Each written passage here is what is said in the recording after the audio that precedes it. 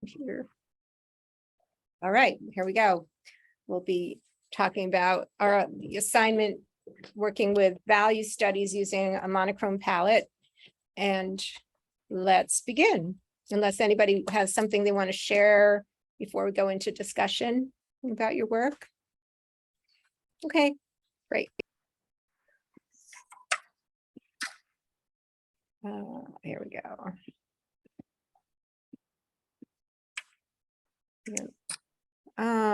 Let's see. There's a lot of really great work. I don't even know. I think, well, we'll start. I think Abby Jane, you might have gone last time or first, doesn't matter really. Let's talk about your work. It's really interesting.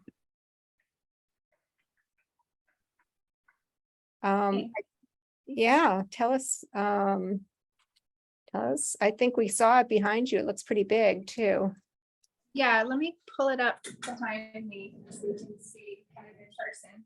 Okay.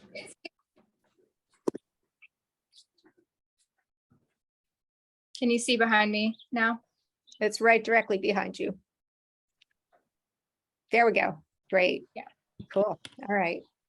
Yeah, so this is my first time on a really big canvas, and it's different.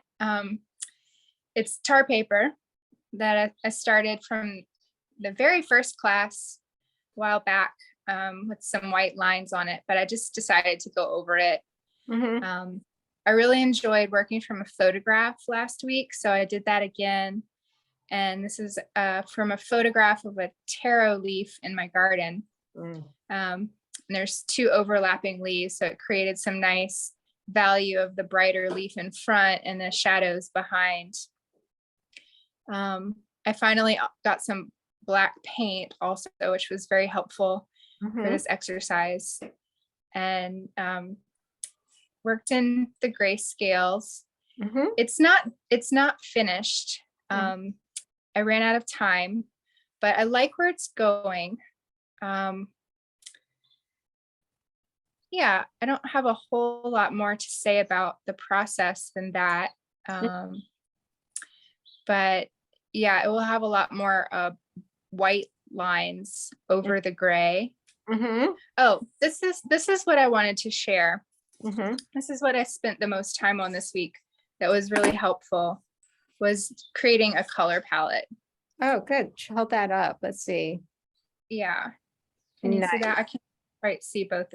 So it looks like you did light white and black on polar opposites, diagonal opposites, and then color. Yeah, these are all the colors that I have, the pure colors in the middle. And then going from the white that I'm using to the black that I'm using. Okay. So this is my color palette of tint and shade. Yeah. And that was really helpful because I had a hard time picking which color I wanted to use. Yeah. So this was helpful to see what I have, what my options are. That's awesome. And then this one I also did mixing the colors. So mixing just the pure colors that I have to make the different colors that are possible. That's great, so, Abby Jane. Yeah. I thought this would be helpful for the entire session. Yeah. So I'm glad that I spent some time doing that. Hold that closer to the monitor and a little yeah. This is classic art school stuff that we had to do to learn how to mix colors. And if anyone has not done it, it's a really good exercise. And it's like a little chart you can use. Yeah. Did you for the one with the black and the white and and all the colors, did you have to start with fresh color every time you mixed a little bit more? I did one line at a time. So I would do like this section, like red to white, and I would use a Q-tip and just do red on one end of the Q-tip and white on the other end of the Q-tip, and use the Q-tip to mix in the square itself. Ah. Oh, that's very smart. So, and then I just threw the Q-tips away when I was done. So did you were very exact about the amount of white in red, say, or amount of whatever color, or did you mix it to make it look even? So I would do like a large dot of red and then a smaller, just a touch of red, and then a large dot of white and then smaller, white. So I just eyeballed it. I wasn't exact. Yeah. But yeah, mostly white and mostly red. Uh-huh. And then use the Q-tip to kind of mix them to eye. If one was a little off, I would, use the other end of the Q-tip and make it look right. Yeah. So that was super helpful. Yeah, I'm glad you asked about the process, because that did work pretty well for me. And then for the larger painting, I had the hardest time picking what color I wanted to use. Did I want to do it like a true to life color and a green, or like an orange, like something kind of opposite? But I ended up picking kind of this color that's a blend between turquoise and ochre yellow. Mm-hmm. So one of those nice bluish yellow greens. Oh, okay. So your one color was a mixed color that you chose, Yes. Okay. Yeah. I wasn't sure if that was what your intention was or not, but that's what I decided. Yeah. No, it's perfect. And Mm-hmm. so, yeah. And then I learned that after applying that color over a gray base, it actually creates a tone, not a tint or a shade. So I learned that word also in this process. Can you say that again? What was it? The tone is when you mix a color with gray. Mm-hmm. Tint is mixed with white, and shade is mixed with black. Oh, So, well, we learn something new every day. A tone. yeah. So I missed that. I just was disconnected and came back. Sorry, Elias. She found a new term, which is tone, Yeah. which is instead of just mixing with white or black, it's mixing it with a gray. Yeah, and that changes the color. I looked online for tints and shade examples, and I found that right away. And I said, oh, that's interesting. And that's what happened with mine. I did, as you can see, the one darker section of the leaf close to the bright white part.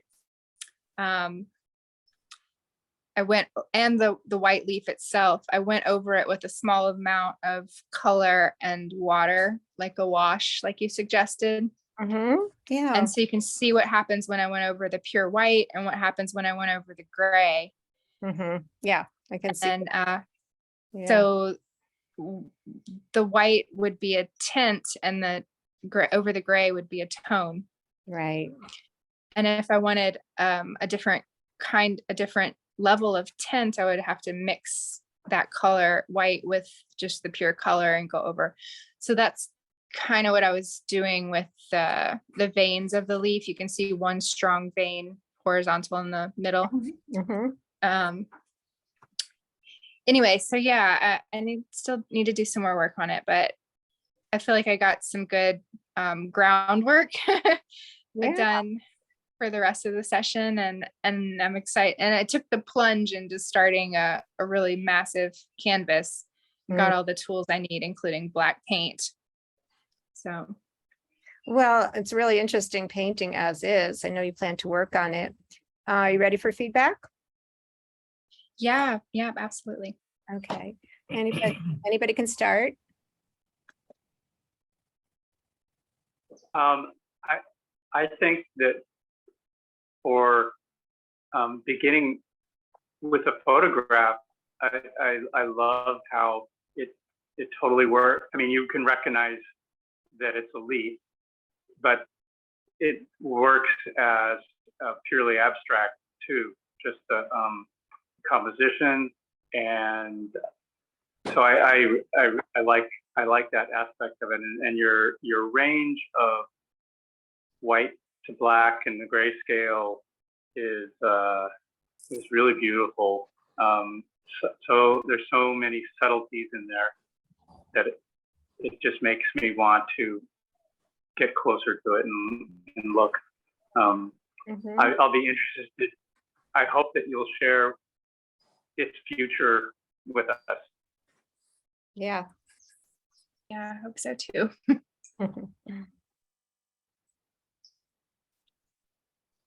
Thanks, John. Sure.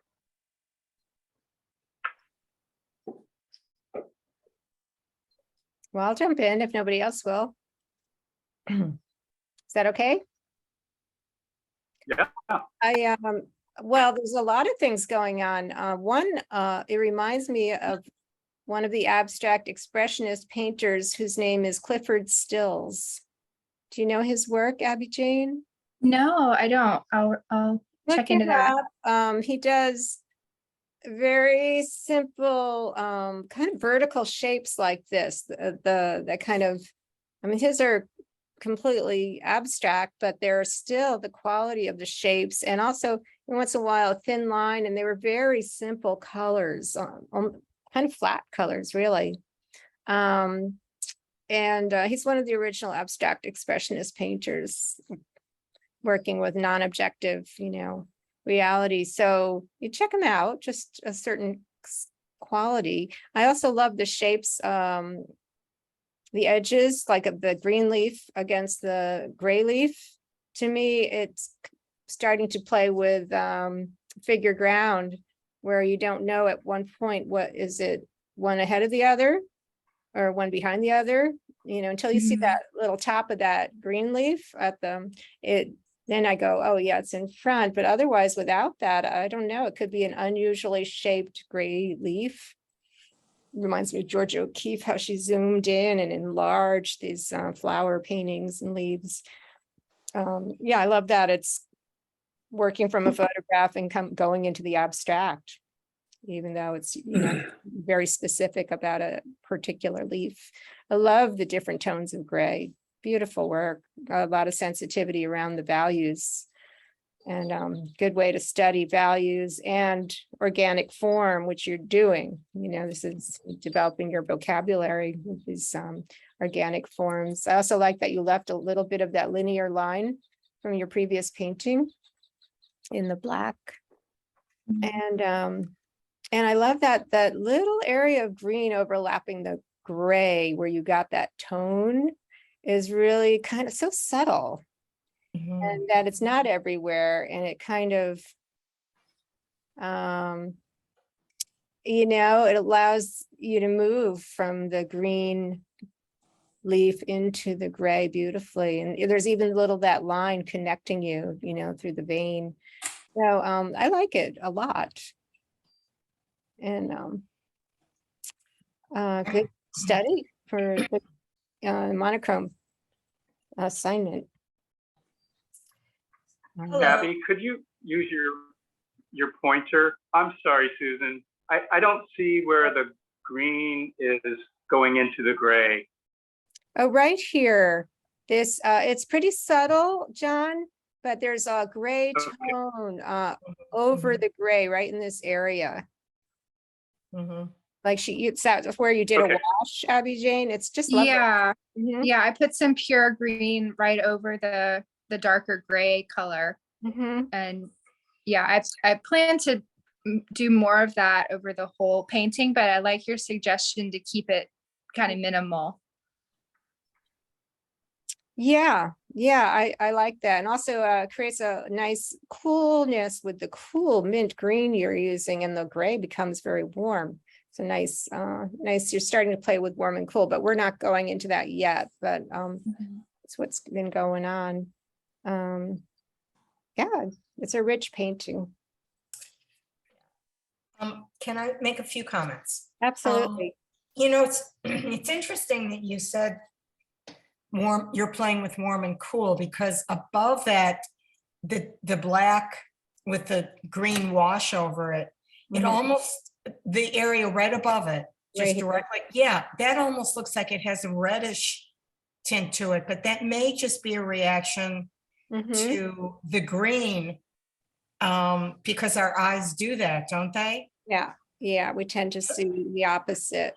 Yeah, and I'm seeing that, like, every time I move my eyes from the green to the white or to the light gray area, I'm seeing a little pink at first I'm gonna until blow, it fades away. It's very blow it up. strange. just so you Yeah, there, get a better. yeah, view of that. that's interesting, Susan, but there's definitely no pink there. So yeah, it is. Yeah, but am I the only one who's seeing it? I don't know, it's odd. Now is that it- you mentioned it, I can see that too. When I'm looking Yeah. at the green kind of peripherally, it's starting to feel pink. Yeah. Isn't that weird? Anyway, but that's what our brains and eyes do. Anyway, I think this is a wonderful painting. I'm interested in something else that I have a question about.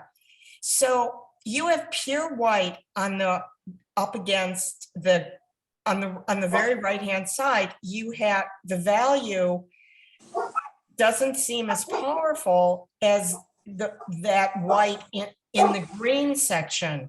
And I guess the reason is because I don't know, but I think the reason is because in the green relief, the white edges come right up against a very dark black. Well, not very dark black, but a much darker black, the darkest tones. And so I think that's making that white look a lot whiter than the white on the other side, although I suspect that it's the same white, right? No, it's not actually. The greenish mint green leaf has a pure white base. That's the I only see. pure only Okay. pure white in the painting. Okay. that's the reason. The large gray leaf goes from dark gray to light gray. So it has sort of a Okay. fade. So you're seeing the lightest gray, but it's not a pure white. Okay, okay, so it does, and you succeeded in making that. I wondered if that was my eyes doing something because of what it was sitting next to. You know what I mean? Right. Yeah. Right. But, Yeah. but it isn't pure white on the right. Okay, okay. So It's that not, explains and it. the only pure black is the top and a little bit on the upper Yes. upper side. Yeah. Right, which just, what I really like about that, by the way, is that that just disappears. It looks like, I like that black piece right on the top disappears completely into the background. It's as if there's like a little hole cut out of the canvas or something to me. In other words, I'm having this little fascination with reshaping the canvas, anyway. Mhm. So anyway, that's kind of interesting. It's a lovely painting, very subtle. It's really nice. Good job. Thanks. I'm really adoring it. I love the composition probably more than anything. My eyes just keep wanting to follow the aspects. Can you guys hear me? We've got lawnmowers. Yeah, and can hear you. manufacturers Very well. going Yeah. on. Anyway, my eyes just love to travel along the jaggedy edges that are very elegant, and that the play between the different levels, and that lovely little, like, almost looks like an ink splotch in the middle. It's not an ink splotch. It doesn't look. It has a different feeling but I'm just trying to say that spot right there, and I can't wait to see what else you do with it. Or it just looks, it's so intriguing just the way it is. I really think it's wonderful. It's just fun to say. Can you still hear me? Yeah. Yes. Yeah, very well. Better than usual, actually. Yeah, it's been so fun for me to just so effortless to find a composition in nature and go exploring and find that image that really appeals to me, find the composition and take a picture of it. And then, working from that, I really get out of my head, which is very good for me. Yeah, but you framed it in that very particular way. Yeah. Yeah. Right, it's your composition. There's no question about it. Yeah. Yeah. John must have lost him. Okay, well, let's see. We could move on, or I haven't heard from Elias. Do you want to say anything about Abby's painting? No, not a lot, but yeah, it's the contrast between the color and the monochrome black and white is very striking, and the relationship between this, what you term, just for the sake of expression, the splotch, the ink blot, and the green vein that goes across. Mm. There's like tension, but I see the other veins in the monochrome going across. So that the green line, that's the vein that you said you started, that you wanted to make more of it, or is that part? Okay, yeah, Yeah, there would be more of them. yeah. So into the monochrome leaf, you mean, or yeah, Yeah. yeah, yeah. And then it has lots of tension, and just keeps pulling me to look at it. Yeah, I love the delicate lines and movements that you created, and just my eyes, I think, want to keep seeing more of the green in areas, but you're still gonna add more, I think, right? Yeah, more Yeah. green, Yeah, scattered yeah, throughout the whole painting. Just little hints of green. yeah, yeah. That'll make Yeah. it. Yeah, that will take it a step further. Yeah, it'd be wonderful. I want to say something. Also, as I'm looking, I realize why it's such a dynamic painting, because you have this very striking, strong contrast and value right here along this beautiful green leaf. And then the subtlety and the softness over here of the gray is just kind of very mottled and muted. And you have the strong contrast with the softer, and it creates a really powerful composition, striking image.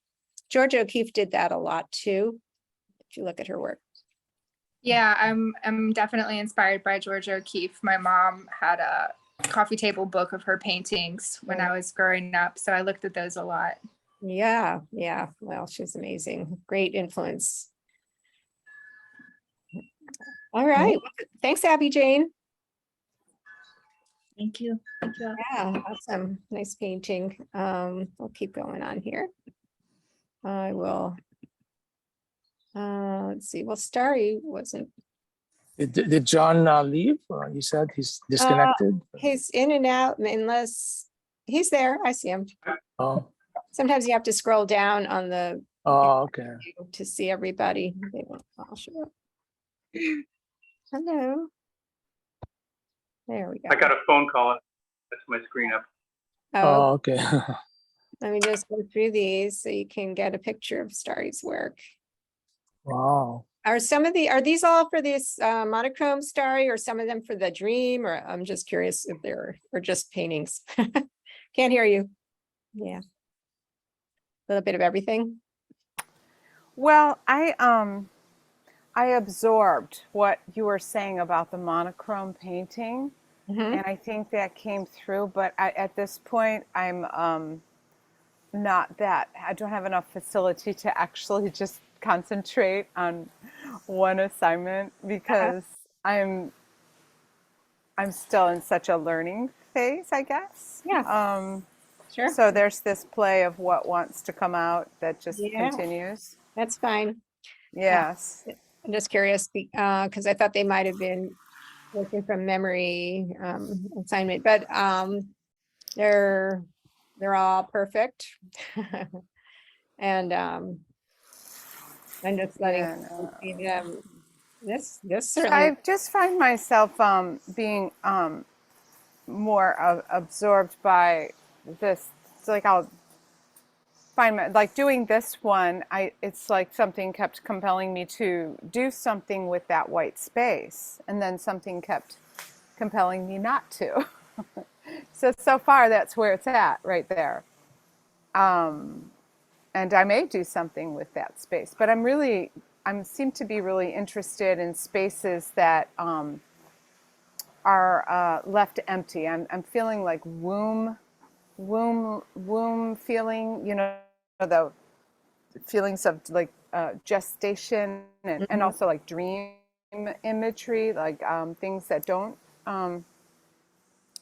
that have a lot of energy and don't necessarily have that sort of a that our waking dream balance of things. You know, like I just right now I don't know why, but I'm not that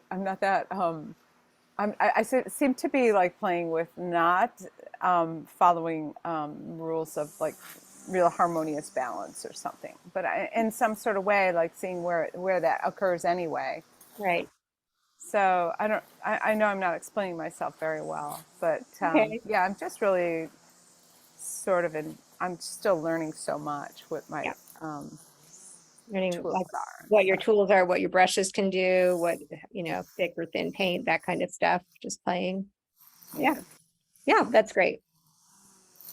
That's, But I do quite like this one. Yeah, it's the blue is even more saturated in live mhm, color, and the white is very white. And yeah, I'm also playing with like where I start with the bolder movements, and then I kind of wash over it, or where I do the opposite, where there's kind of like the the washing and the background comes just laying down the background, and then the actual forms or marks over that. I don't know. Yeah. So yeah. we can look at that one, and then this second one. I've turned it around in several different Mhm. ways, Yeah. and it keeps wanting to have itself this way. I don't know that this one's totally done. There's a couple spots where I'm not totally happy with the way it is yet, and I Mhm. may do some more. Yeah. And then the last one, I don't have any, you know, there it is. That's all I can say. Yeah. And I really only sent that to you because I remember that things that I don't like, other Right. people might see something in, Oh, and I enjoy that. That's kind of sure. fun. So I just Yeah. kind of Yeah. Yeah. that. It's fine to share things you don't like, and it is helpful to see what other people see or feel. You know, sometimes it's Yeah, an emotional reaction. It doesn't have to right. be intellectual. I mean, you know, abstract is it's pretty tough. Sometimes we're learning how to comment on each other's work, and that's a skill to develop Yeah, and also to see abstractly. So it's a good yeah. process, and I love sharing you hearing about your process. And I realize that you're a young painter, so and doesn't mean worse, better, or any of that kind of thing. You're in your, yeah. And I think your images are really beautiful. So I'm happy to see what you're doing. And this does follow the assignment. So totally, you did Well, monochrome because this is Yeah. monochrome. one of the things that strikes me about this painting is that this is something I've noticed in some of your the earlier work that I saw you do, is these wonderful swirly lines and the way that you get these, the textures of those lines and the way they move. I was really intrigued on one of your very first paintings when I think it was raw umber that you used, and it kind of glowed Yeah. the way. So I think I'm seeing some distinctive style things that are part of your repertoire that Hmm. you're developing, and I think that that's really interesting. And of course, the more paint you have on the brush, the darker some of those images come through. I guess other things that make these images swirly and interesting, and um, is the type of brush you're using, the way that you move, the speed at which you move, the angle, not angles, but the curves of them. And I think I'm watching the way that you develop them, because I even remember in that early one with you use that in a in the next painting that you did, you painted on top of it and further developed some of those shapes, those swirls, and used some of that texture. So it's fun to see that again in this one. And it's, you know, it doesn't seem like you used white paint in here, but by using less paint, I think, or something, I don't know what you did, but you've got the lighter values, the gray values in those swirls simply in the way that you use the paint. So that's kind of interesting. And I guess is that ultramarine blue or cobalt blue? I think it's cobalt. Yeah, yeah. Well, that's always, yeah, I like the way that the blue mixes with the black, which something that I enjoyed doing on this assignment too, those two colors. So I think that this is interesting. You handle a brush very well. I'm looking at the way you got those like feathery shapes coming down with the brush up on the right-hand corner. Oh, right in here. Yeah, those are nice, just very spontaneous shapes there, you know, that don't seem to be overworked. So between those shapes and the texture and that big kind of blue-black band over on the top, Yeah. you've got some nice texture in there, and the way that you're using your swirlies, the way that you handle your brushes is very very interesting. I've been inspired by that. So Yeah. We've got a variety of strokes going. the marks are really interesting.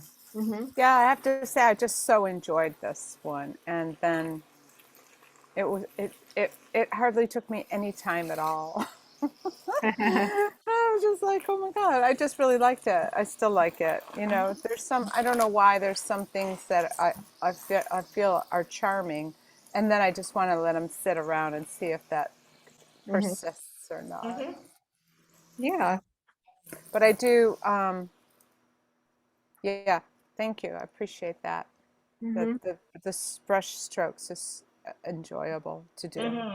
You're good at it.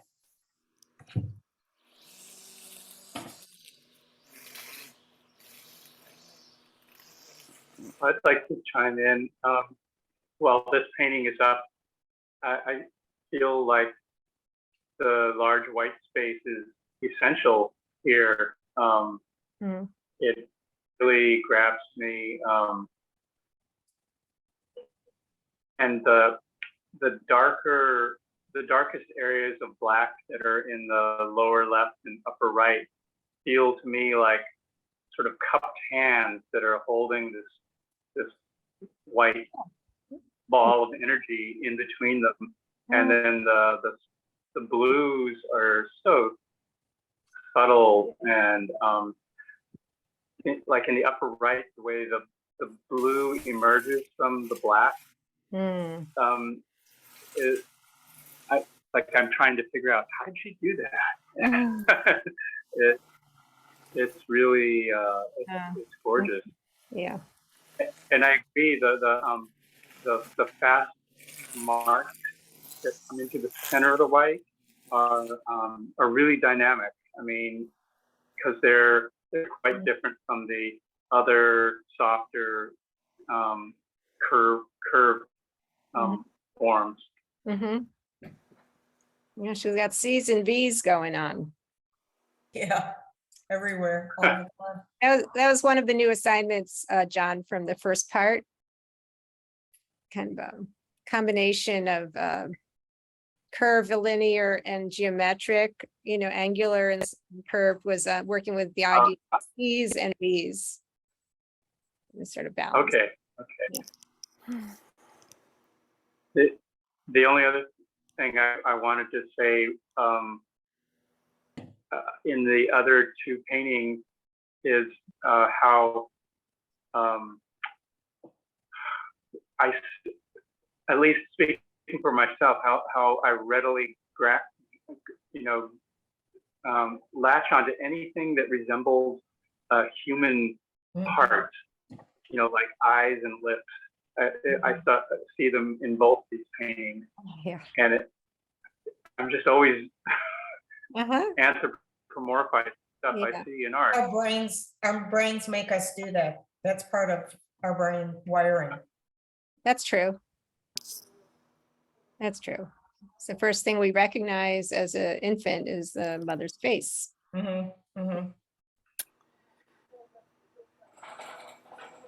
Yeah, I kind of recognized that when I did it or after I did it, and I wanted to mess it up Yeah. and not have it be there, and then I just didn't. Yeah.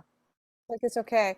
I kind of like do have this thing going on about this dreaming, you know, and I don't know why, but so there's sort of like I added the pen lines in there, Mm-hmm. which are sort of to me like the one across the top with the yellow Mm-hmm. spirals is a dreamer that's up there. I don't know if you can see that above the Mm-hmm. I can see the purple pen line line, and then right uh, along here.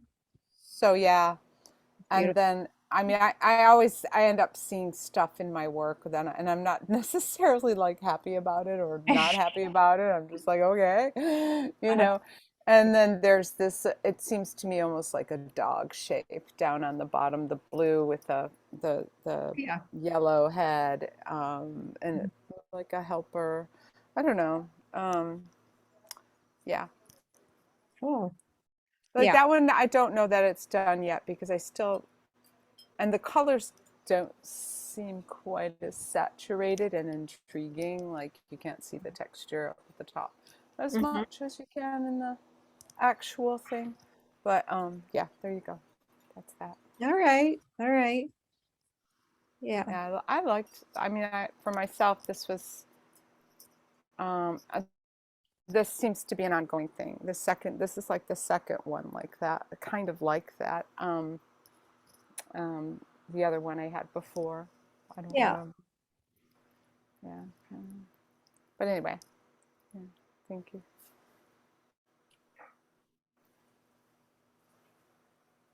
Hmm.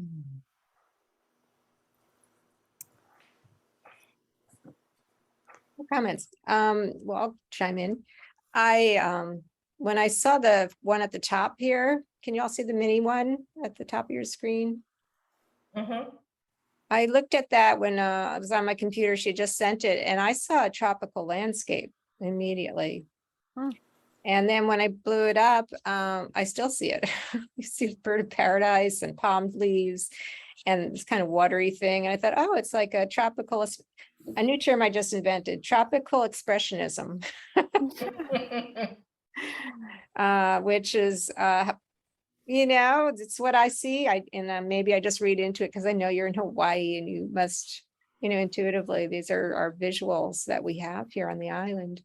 Those plant forms. The idea that classic view of a palm tree in the background and over the ocean. So, and I loved it.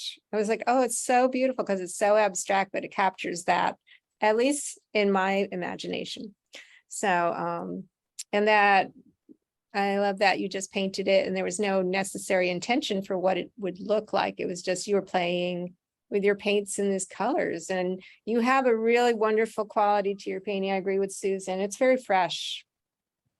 You have a nice freshness to it and it keeps it alive. And I think that's probably what we're all responding to, just the way you put the marks down and the playfulness of how you did it and the immediacy of those marks. You didn't go back and fuss with it. So we can see that. And it feels dreamy. They all feel dreamy. This one particularly feels dreamy. Maybe the swirls and this kind of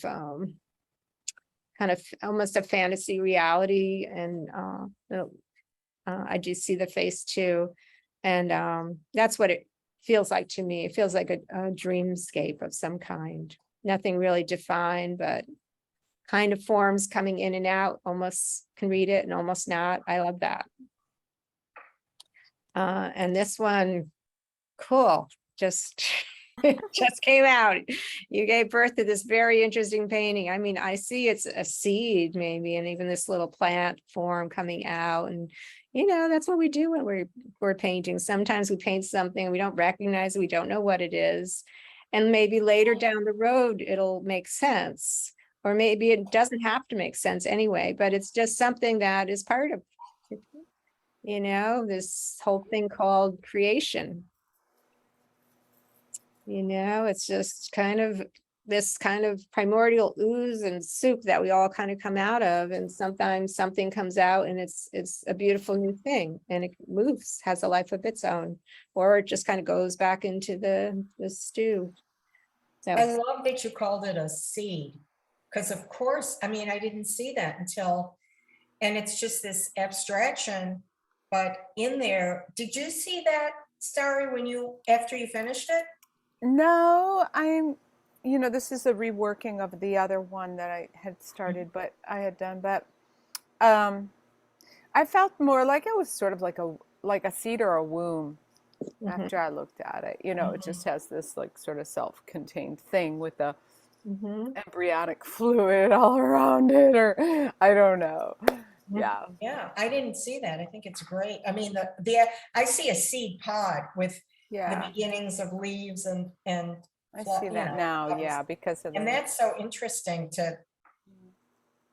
and then of course Abby's comments about coming out of the primordial ooze. Well, that just sets it in my mind as a part of the primordial ooze of, no, but it's really interesting to see that and not to have seen it originally. I felt like the first one occurred to me like after I was done with it as almost like a Japanese thing. yeah, that too. And these two, the way there's almost like these, I don't want to put these ideas in anybody's mind, but it's like these birds coming and fighting, Yeah, see that? Yeah. I don't know. The feathers, it's because of those It's their beaks, coming in like beaks that. and feathers. Yeah, Because of something. the way you use Yeah. that brush. Yeah. I think that's why I saw it as a bird of paradise, Mhm. or of a plant form. Yeah. Thank you, everyone. Yeah, nice work, Starry. I'm going to keep going. So, look at the time. Yeah. Let's keep going. I also want to make sure we have plenty of time to go over the next assignment because I have a, oops, what did I just do? We are sharing my screen. Yeah. Okay. Let's go up to John, Susan. Where is Susan? Let's look at your work. Sorry, guys, if I'm putting people last, forgive me. I'm just not paying attention where I see you, but it doesn't really matter. I'm gonna blow these up. Yeah, I'm glad we're seeing these actually right after Starry's. There's a sort of move similarity and feeling to me. All right, Susan, you're on. Tell us, I think that it's interesting that you said that because I just, I like the fact that Starry just is able to leave things alone. I'm not. I just keep piling on. But anyway, so I had two paintings that I paint that were on paper. And so I decided that that I wanted to just cover them up. And the way that I did that was to choose one of the colors that was in the background of the two paintings, and then just leave those colors shining through and then use black and then white and gray and the various tones. And so this painting had a little bit of blue somewhere. I can't even remember what was under it anymore. And so I just went in. This one was I don't remember what order they were in. The thing that I like about this painting, well, go back to the blue for a minute because I'm going to blow. There's not much that I noticed it, it's not a painting that I consider, it's not going on my wall. That's for sure, which is of course, All right, but I did notice some interesting things when I look around the room at some of the paintings that are sitting around here. I see that I do this, I really do have a style. Oh my God. I mean, but it's kind of like taken over. It's like I have no control. It just shows up. I mean, I guess I have some control, but I wasn't trying to exert any. I just let it do what it did. But I see some similar things to paintings all over here. But the one thing I do like about it is that I don't use black very much at all in my paintings, or pure white. I don't use black to give things tonal quality, but I usually use the complement of the Right. color I'm using Right. to create that. But so this time I like what I liked about this, and it's not as nice in that photo in the picture we're looking at as it came out in the actual painting. The cobalt blue and the black together make a very nice color that I like it. It's Mhm. yeah, anyway, and you can see it's in the center at the top. Yeah, I can see it right here. Yeah, but it's actually even darker Than it in was. real life, and I like it. So Mhm. anyway, it's the next painting that I thought was a little more interesting. The one with the yellow, it's oxide yellow. Okay. I struggled with, I did the same thing. I went to an old painting, and I just, it's a great way to get into a painting. Use black and white to cover things up, and that aren't oxide yellow. And then I had the foundation and went in and tried to do the exercise, and had tried to make as many tones. I don't all the different values of gray and white, and even I tried to just put in as many different, Mhm. and tried to put, the lightest lights next to the darkest darks, and then mediums and everything. I just tried to do that. That was the assignment, and that was what I did. This one I think is a little more successful as a painting than the other one, just because I think, I don't know, I'm not sure why, but anyway. But it's kind of like I look at these things, and I think I'm beginning to think that all my paintings look alike.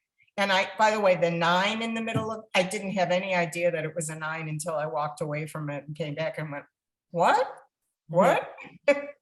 So it's those things always amaze me when I paint things and don't realize that they look like something until Susan, maybe nobody else would have seen that. the 9. It's very possible no one would have seen that.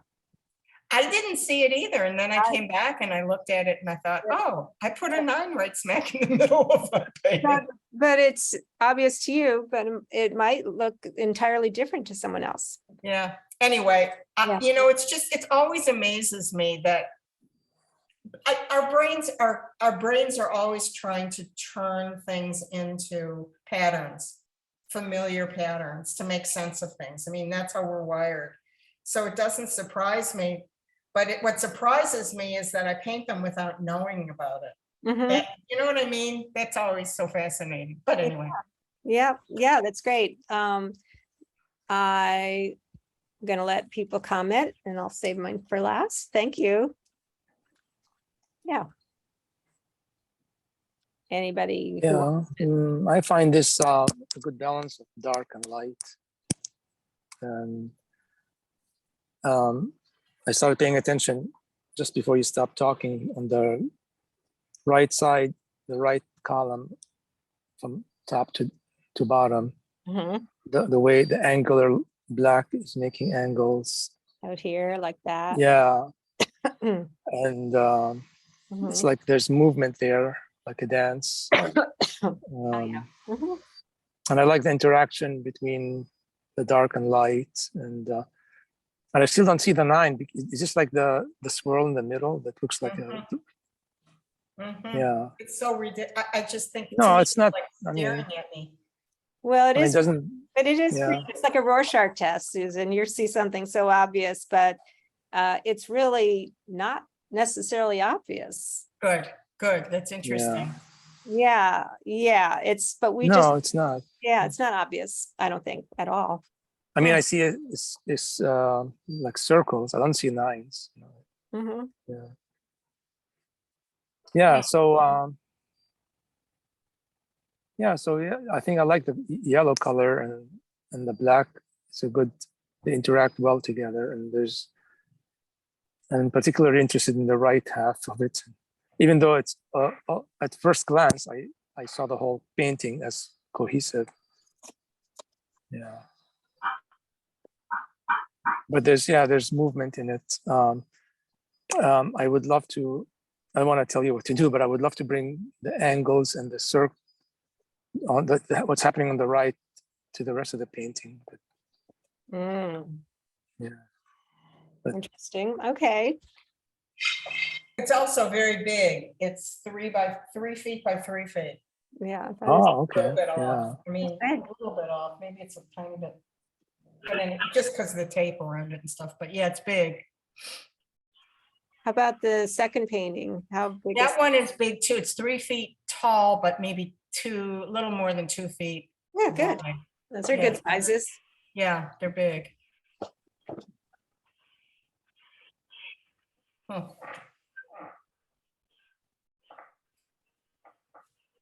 the second one. I also love the blue, the cobalt blue with black.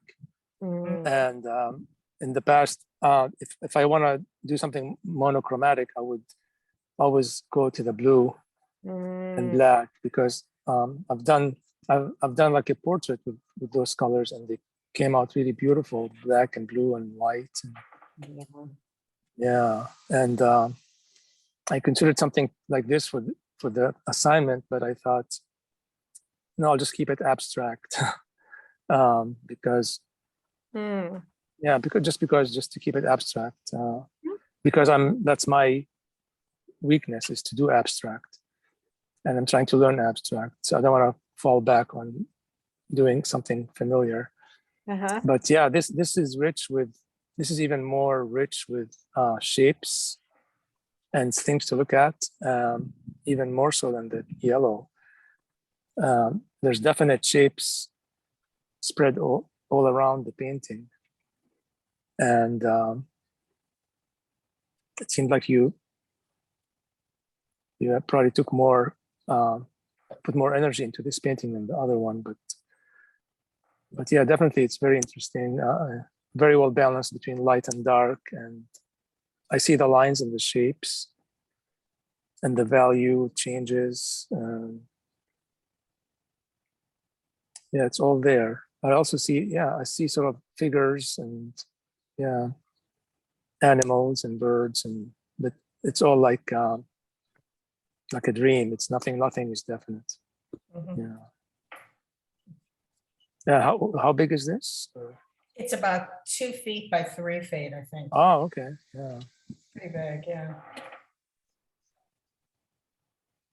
Yeah. And I'm sorry I didn't make a comment on Starry's work, but I was too late behind.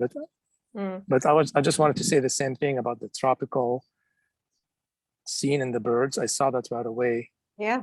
Yeah. Yeah. It's lovely. Yeah. Mhm. I think so too. Yeah. Anyway, so yeah, I'm done. Yeah. Thanks. Okay, yeah, awesome. Thank you.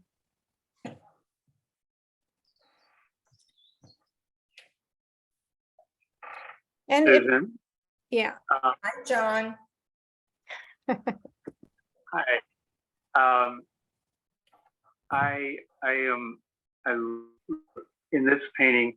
I love the gradation from white through light blue to gray blue, all the way to that the deepest blue mixed with black. I just think it's totally luscious, mhm, and just gives you so much to look at.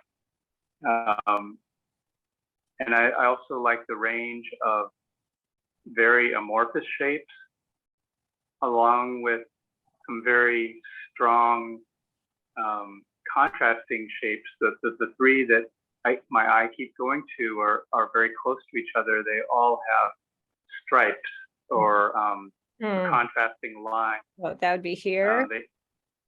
Here. That one, the Here. paw just to the below it to the right, and then there's a blue shape with a jagged black edge that's Okay. right in the center. Okay. And No, Here. that's Here what it he's is. talking about, I yeah. see. And then the Yeah. paw is underneath that egg stripe one, Mhm. yeah.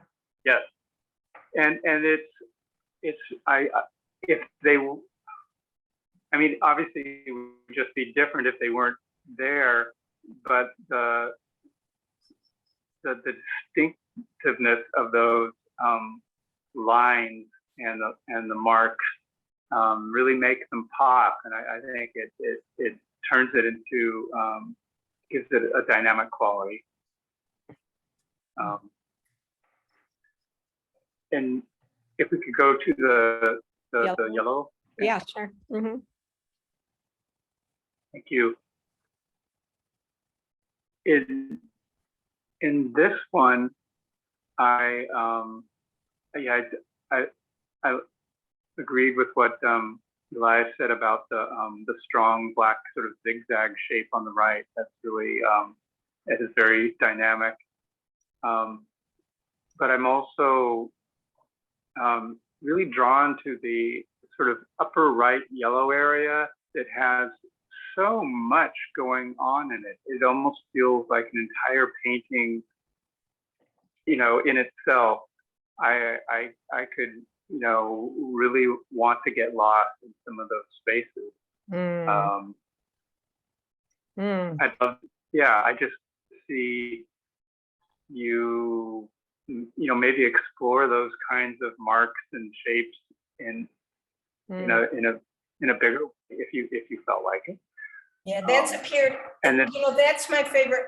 I want to just, if you don't mind me interrupting, John, No, that not- section, and then the one at the bottom, where instead of the shapes being the one at the very bottom in the center, you can see these other shapes around there that I like, and I've been, those kind of came out round. They usually start out similar to what's at the top that John was talking about. And those are things that keep showing up in a lot of my paintings. And I'm trying to develop that because I think it's interesting.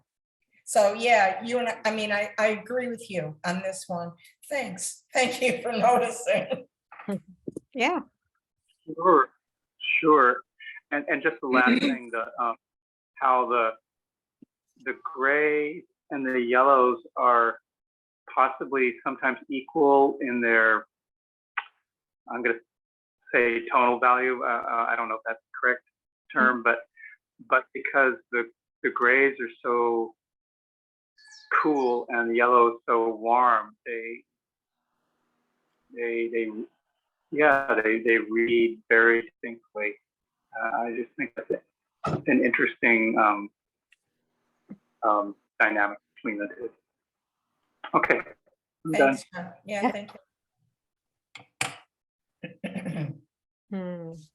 You go back to the blue. Oh, and the 9. Oh, yeah. Doesn't look like a 9. It looks like a happy comma. I love it.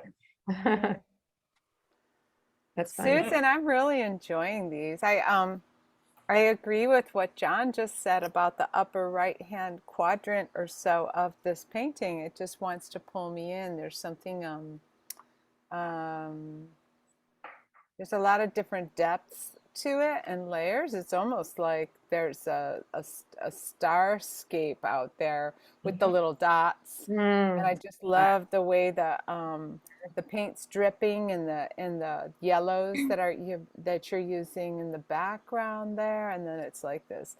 There's a lot of different things that are real, just that my eyes just so want to follow.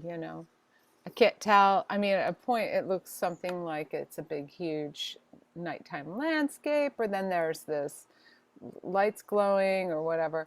But I also got the distinct feeling of looking in a, those, what do they call the ponds? Tide pool. tide pool Uh-huh. pond. Oh. Like, you know, when you're just looking in on a tide pool pond, or when I'm snorkeling and I'm looking in at the coral and the different life that's going on, it just sort of feels like that, Oh, because oh. there's so much going on in all the different aspects, but it's all this one thing at the same time. Mhm. Yeah, so I just, and then the blue one Mhm. is so playful. It's so engaging. Yeah, it's like music or something like that. And I do get what you're saying about your stuff be having these similarities. And then, you know, it's fun to watch where it really pulls you in, and then, you know, where I really feel the life energy, you know, it's really fun. There's this you probably don't want me to anthropomorphize your work. No, that's fine. I like to Well, hear. it's No, like it's there's fine. a bull up in the upper right hand side, like a bullhead with a Mhm. horn, and you know I'm looking at this black cat with its four legs coming like this on its back, and it's just Oh, that's so there's just funny. so much fun to Mm, look around in this painting. Yeah, with all and it's fun to just notice where you're you know the white is popping out, and then there's also like the gray has all this relationship to each other too, and this invitation to go into the hole at the bottom. Yeah, I think Mhm. it's delightful, it's fun, so thank you. thank you so much. Hmm. Good comments, everybody. Yeah, a comment. Sorry, my phone died and I missed Oh. Starry's work, but I did want to say that I appreciated that in Starry's work, the white space in the middle of the monochrome painting, as this holding this place of tension that really popped out the shapes next to it. Mm. And Susan's also playing with some void, and she said filling in the voids, but I Mhm. see a lot of voids in here. I see just an incredible amount of depth and movement because of that, and all the tones in this blue one, and some references to MC Escher with the geometric shapes and the organic shapes, Mhm. sort of evolving and merging into each other. Mhm. I really appreciate that contrast between the organic and the geometric shapes and all the creatures. And it's very, very interesting to look at, very fun. I see different animals and creatures every time, you know, I'm looking at this. Yeah, so many beautiful shapes. I think this one's really fun. Both of them have, with the blackness, it gives them a quality of um, floating in space or in a void. Mm. And that's a nice thing I'm noticing with the black, Mm. using the black. Can you go back to the yellow one? Sure. Yeah, this definitely has a celestial quality to me. I'm from Louisiana, so I saw a hurricane symbol, not in Oh. Right. um, Right. the bottom center is really where my eye keeps going. Those round shapes, there's some curving white lines and sort of a grid pattern on the black. Oh, yeah. That's a real beautiful texture. I love this play of the drippy gray over the yellow and these round shapes in the bottom. And that whole section is really kind of dreamy, watercolory. But Mm. then zooming out, I do appreciate all the darker spots really pop some of the other work. I think it's fun. Yeah. I'm seeing what John said about the yellow and the gray being on the same level there. I do see them kind of dancing together against the black. So that would be the yellow and gray would be more like the figure against the black background. Mhm. Yeah, fun. Susan, thanks for sharing Thank these. you. Thanks, everybody. I saw Pac-Man Oh, I in don't the know. center. In Pac-Man here? was that old-fashioned Yeah. Oh, video, one of the first video games in the little icon. Hmm. I think that's what I saw, something like that. Not 9 though. something Oh, like that. God, they're everywhere, A probably. little smiley face type Oh, thing. God. I want to comment. One of the things, I'm going to go back to the blue because I really love this painting, and part of it is the blue becomes, it's like I'm looking at color of light, and really casts a blue light on the painting. And I think there's a lot of richness in the blacks because of you mix the blue with it, so you got these different kinds of blacks and grays.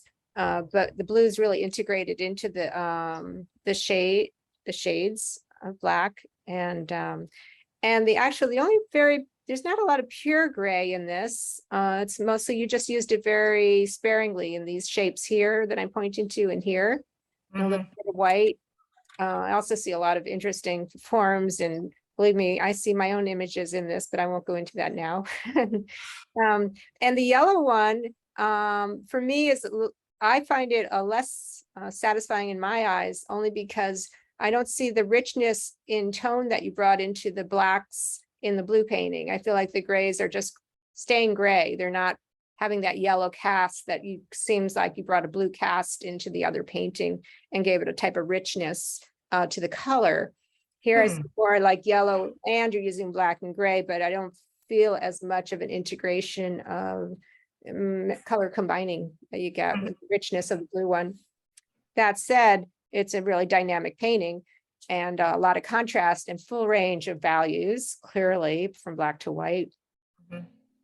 And yeah, maybe if you mixed a little more of the yellowish with the black, you'd get a different shade of black, a warmer black in some areas. So you'd have that richness to it that I think the blue one has. Now that we're talking about, sorry to interrupt. Yeah, I didn't think I would have another chance because I feel like now I have a question now that you're discussing this black with yellow, because when I mixed them, I got into the green.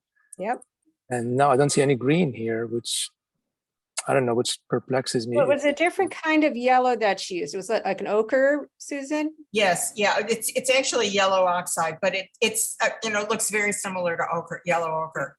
Yeah, and that too will cast a greenish, but that would have been fine to mix it with the black and seeing what, given a little more richness to that.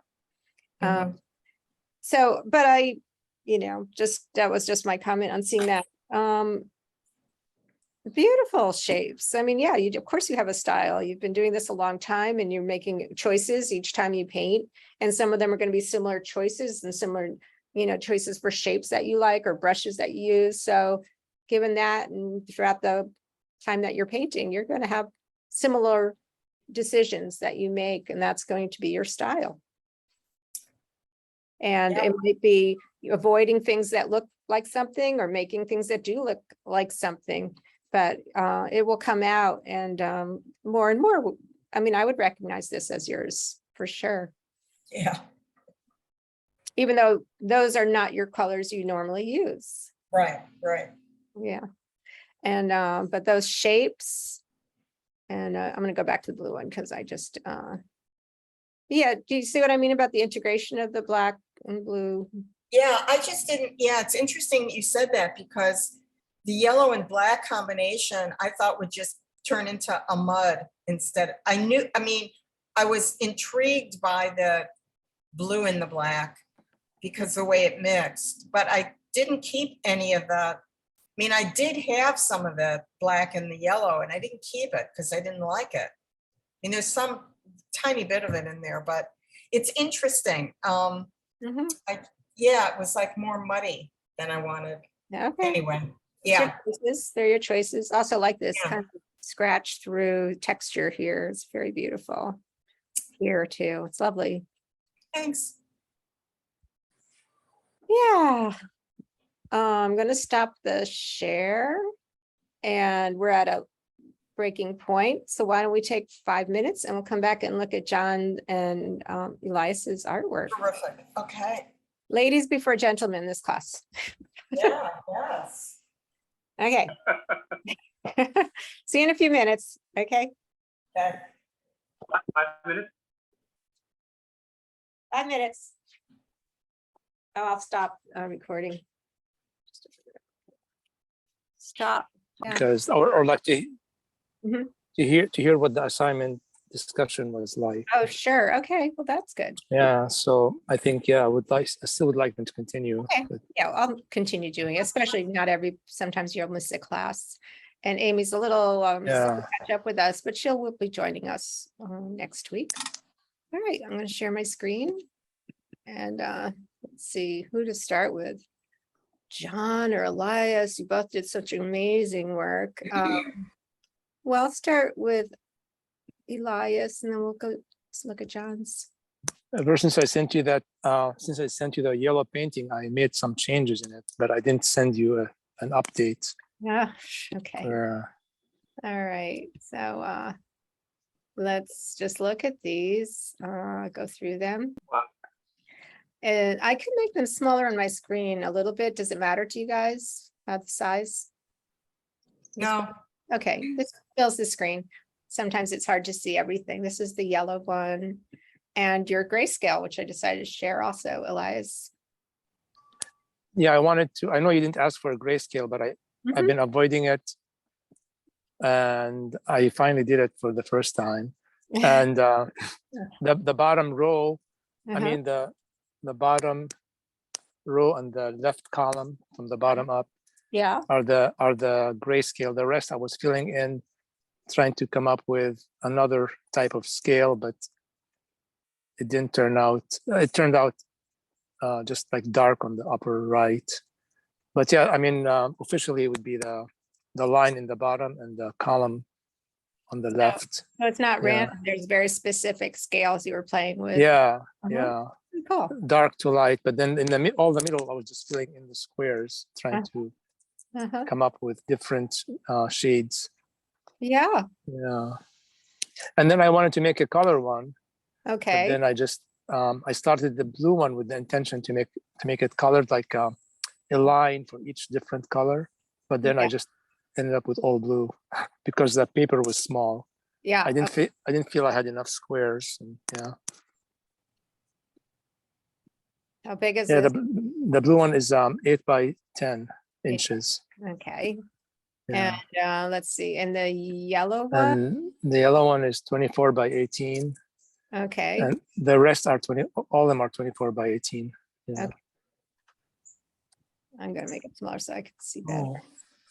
I made a change on this one that I did not send you. Oh Oh. no, sorry about that. It's It all looks right. different now. Yeah. Well, sorry, I can't show you I- the most recent one. I can show it on the camera if you want, but Yeah, well, maybe, but it's all right. I might. These Yeah. are very rich paintings, so, but if you want us to comment on your most recent, that we'll have to resend it or something. But I would like to, I think there's a lot here that we can comment on. Would that be okay, Elias? Yeah. Did you want me to? If I send it now, would it be like difficult for you to? Well, the problem is I have to stop the share.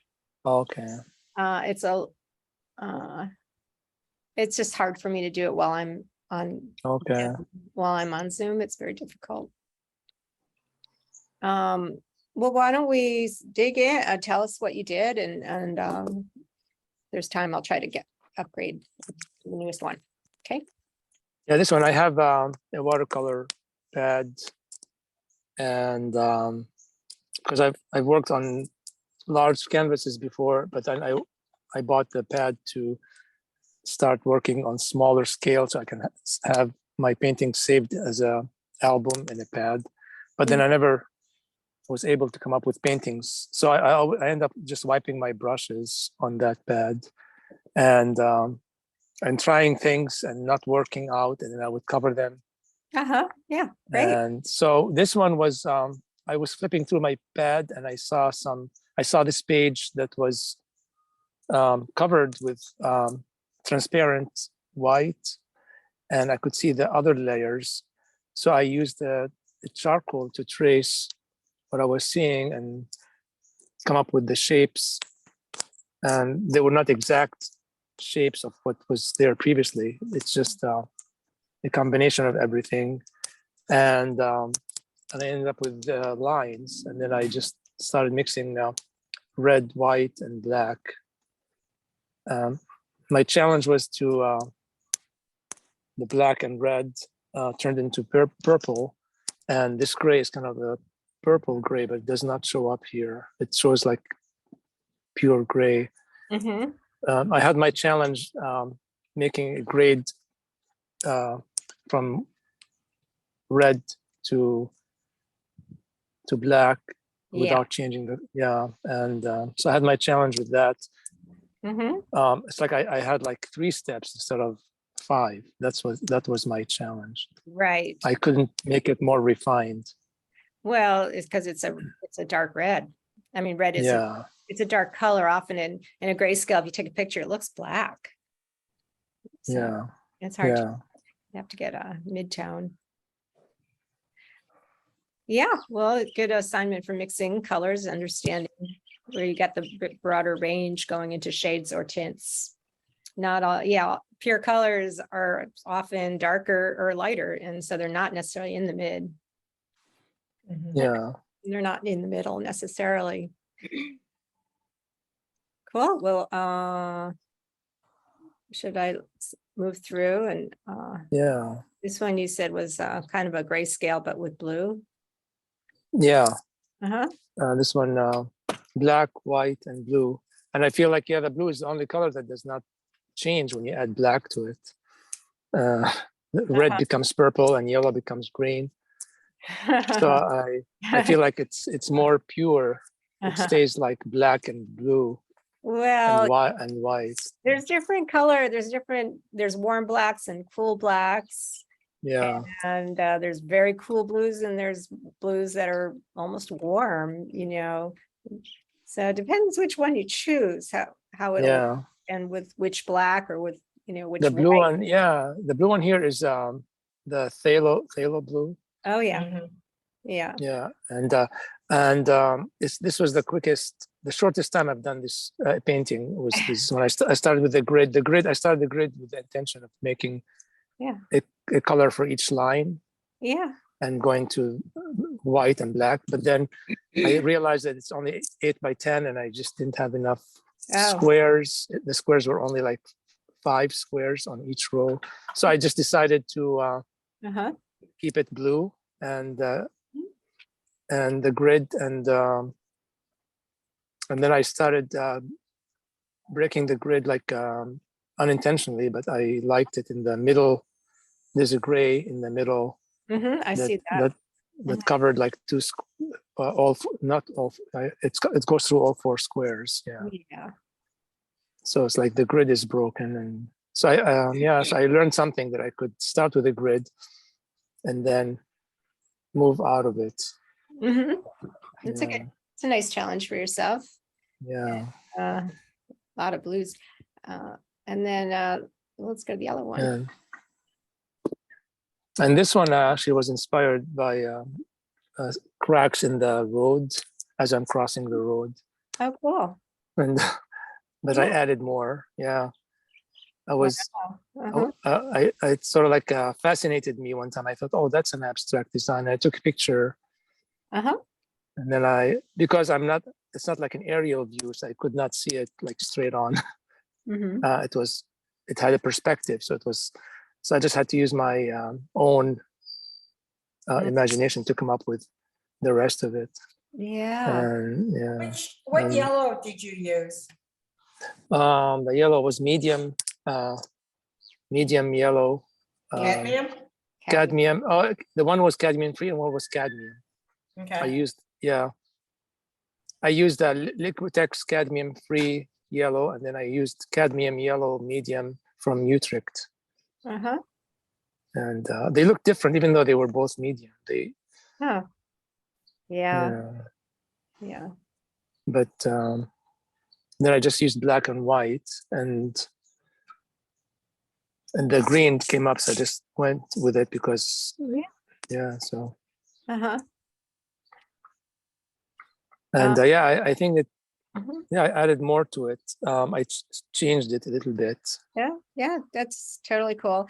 I know that you send it to me in phases, so I might not get one, but I think it feels very rich and place we can at least comment on it. Yeah. That will help you with feedback. I have comments I'll save to the end, so I'm just gonna ask people if you're ready to comment what they I'm see. ready to make a Yeah. comment. All right, Susan, go for it. This reminds me of a painting you showed last week that I really liked. It had some interesting angles and textures that created some tension because, Mm. and I'm seeing that same quality, and it's something that I see you developing that I like. These big shapes that are on strange angles and they push into other shapes or overlap them in ways that I think are create a really nice balance, imbalance kind of Yeah. tension, and I like that a lot. And this is, I mean, I see that consistently, not in every painting, but like you have these different kinds of, well, we all do, right? I mean, different, anyway, it doesn't matter, but, and I like the way that you used line. I like the stripiness and the way that you used the stripes like in the top middle, the stripes that are like, well, there are lots of them, different. You just, different ways that you use stripes, thin little white ones as well, that are completely contrasting to the black. And then the like yellowish green, lighter color over the darker yellowish green. Yeah, this one is like my favorite of all of them, I think.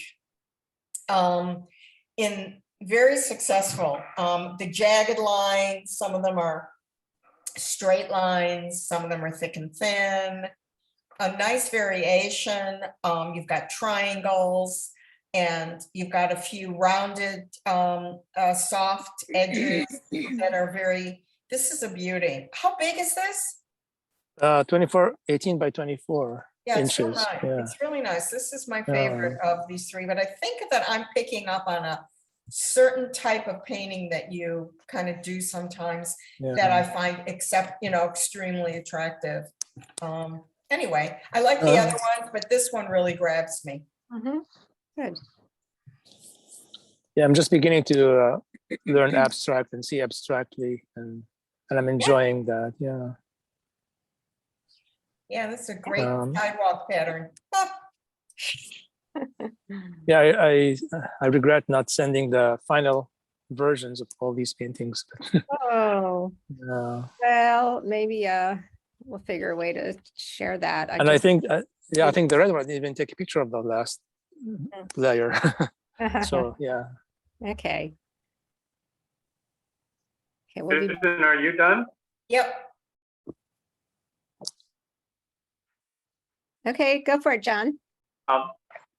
Anyway, if Susan was finished, Oh, yeah, I said, yeah, I'm done. Definitely. Okay. Your turn.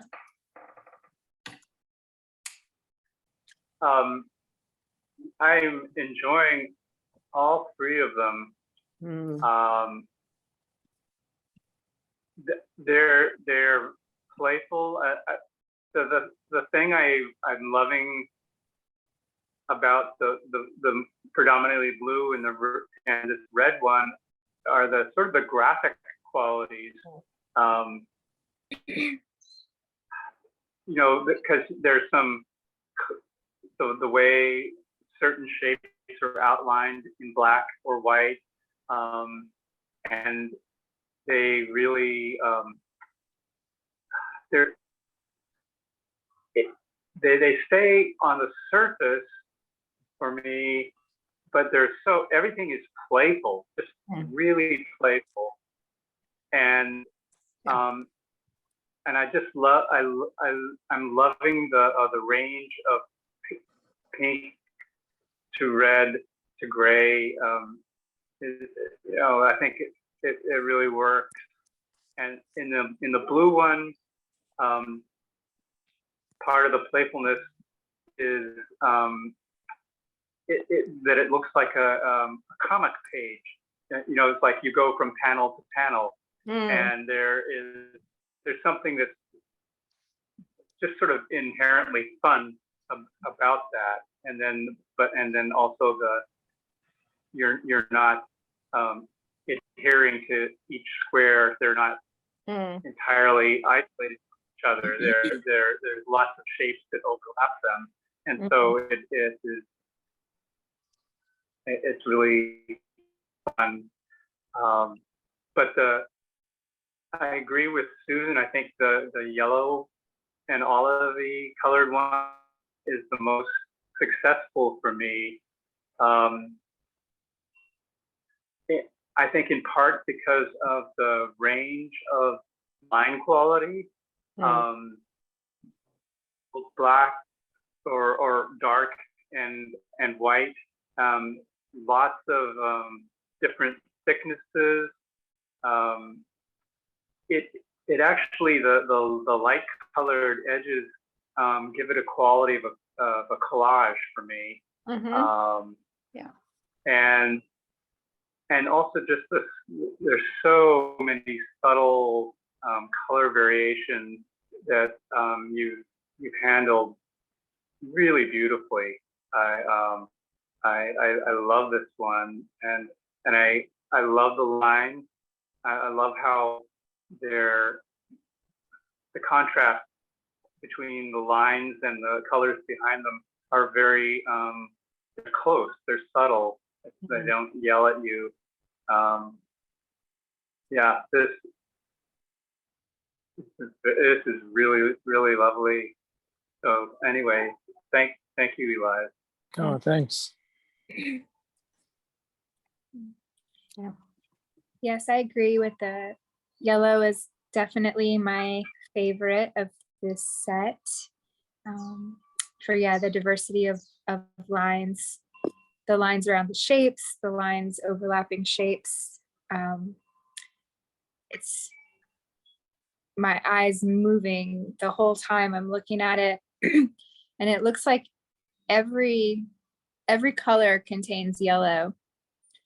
So that gives it some consistency yet diversity and beautiful contrast. Just gentle flowing shapes. They're branching, they're cracking. Love it. The blue is like a quilt with different colored stitching on the top. Oh, interesting. Yeah. Patchwork quilt quality. Playful cityscape, some day and night. I love the playful quality and then just explorations. It looks fun to make this. Looks like you enjoyed it. Process. Yeah, this one I enjoyed a lot. Yeah, I enjoyed all of them. Yeah. And the red one as well. Yeah, it's similar style to the blue ones, but just more organic shapes instead of the background of a strict grid. And then it seems you did the same thing. You had your background of these different shapes outlined, filled in, and then over painted with some shapes, lines to break the background. It's a similar process, but yeah, the yellow seems the most integrated. Both the red and the blue have this second layer that doesn't really merge with the underpainting. It's an afterthought, a step two, but the yellow doesn't have that same quality. It seems more integrated, and I think that's part of the success of that. Yeah, the lines seem like the whiter lines, for example, that I see in the red and the blue and the yellow. The white lines actually go more to the back instead of coming to the front, like I painted this on at the end to break or define things. It seems like they fade to the back and almost are the quality of the paper itself. So, yeah. beautiful. I really love this one. Yeah, thanks. Thanks for the comments. And your explorations. I'm thinking about maybe I can possibly flip my camera and show you the current version, but I don't know if it's going to be wasting time. But We don't have a lot of time, but yeah, there's a lot to go over still. okay. But So I think I'm just gonna, while I'm talking here, this is the current yellow, but it could be hard to see now like that. I think it's too late now. You think you're not seeing it well? we can't see the whole thing, but Yeah, okay, never mind then. Let's just move on. yeah, thank you. Yeah. Sorry, I wasn't able to show the final. Yeah, I'm wondering, is Starry still there? Starry, did she go? Yeah, I'm still here. Did you want to say anything before we look at John? It feels like everybody's said everything. Okay, that's all right. It's pretty thorough. I mean, Yeah. All right. I do feel like I would be curious to see your final renditions, because that can make such a huge difference. Yeah. You know, with the critiques that we're giving back for the blue and the red ones, Yeah. change everything by the last touches that you put on something. So with that Yeah. said, I am enjoying all of it completely, and I hope you submit the final versions for next week. We can just at least look at them. And everything everybody said about the yellow one. There's something very relaxed about it, which I appreciate in your work, like how there can be so much actually going on, but you have a real confidence in. Can we see the yellow one? Yes, sure. Oops, sorry. Yeah, I just appreciate the confidence in leaving these bigger spaces, or the spaces where there isn't a lot going on inside of them. Mhm. And except just a little bit of subtle variations, like that just makes it so easy to look at, and the really elegant balance of those. Yeah.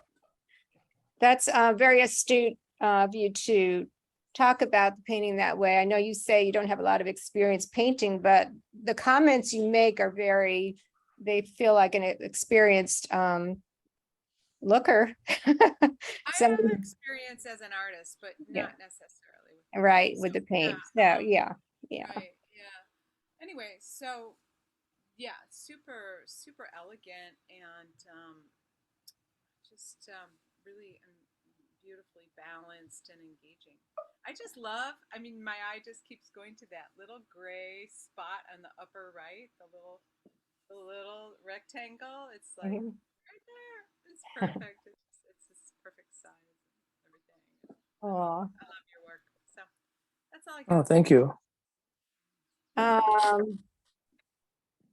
I do feel like a lot has been said that I agree with as well. Hold on. Now I can't find my. Hold on. There we go. I want to see my gallery of people. There we go. Yeah, you have there's a graceful quality to this, a kind of a sophisticated line work going on with a variety, as everyone has mentioned, in this yellow, but I also feel it in the other paintings. When I look at these black charcoal lines you created in this red and gray one, it doesn't look like they were imposed after. It looks like you drew them and then you painted up to the edges sometimes. And so I feel like the lines are integrated somewhat with the painting as well here. And I love subtle things, like here's this shape that goes behind this sort of white shape, but it's pink here, and it's red here. I mean, there's a lot of subtle changes within these flat areas of color. And I think that gives it a lot of interest for sure. And also the sense of scale. You have this big shape, red shape here, interlocking with this white. It's like a puzzle pieces coming together. And then you have this little house and this little teepee over here, and they're a little different scale. And then you're having different scales happen, which adds interest also to the shapes. They're different sizes. And I agree with what John said. It's utterly playful. you know, and you put down the marks with a lot of confidence. So that makes it very believable as well. The artist I'd love you to look at after looking at these, I mean, this can be a Paul Klee painting with that kind of playfulness with working with grids, is the way the edges feel like torn paper, you know, with this white edge. Yeah. Look at George Brock. I think you would really like his paintings just as abstractions. You know And how him? do you spell your last name? Oh, Brock, Braque. His first name is George's, like George. yeah. And he was contemporary with Picasso. In fact, he and Picasso explored Cubism together. They were the creators of Cubism actually together. Mhm. And but when he took off and did his own thing, his later work, beautiful shapes and line quality, interlocking. I mean, you'd probably enjoy looking at his work. He's phenomenal. Yeah. All of you would, but I don't talk about him that much, but he's a really amazing colorist on textures, a lot of richness. Yeah, I'll look at that. I'll look at Yeah, that. look at his yeah. work. Yeah, he did still lives and things and just beautiful. Gorgeous. Thank you, Elias. Yeah, thanks. I know you are saying always that you're not an experienced abstract artist, and I'd say that's great. Stay in that place. Yeah. You know, why come from knowing? It's so beautiful to come from not knowing and just you're learning.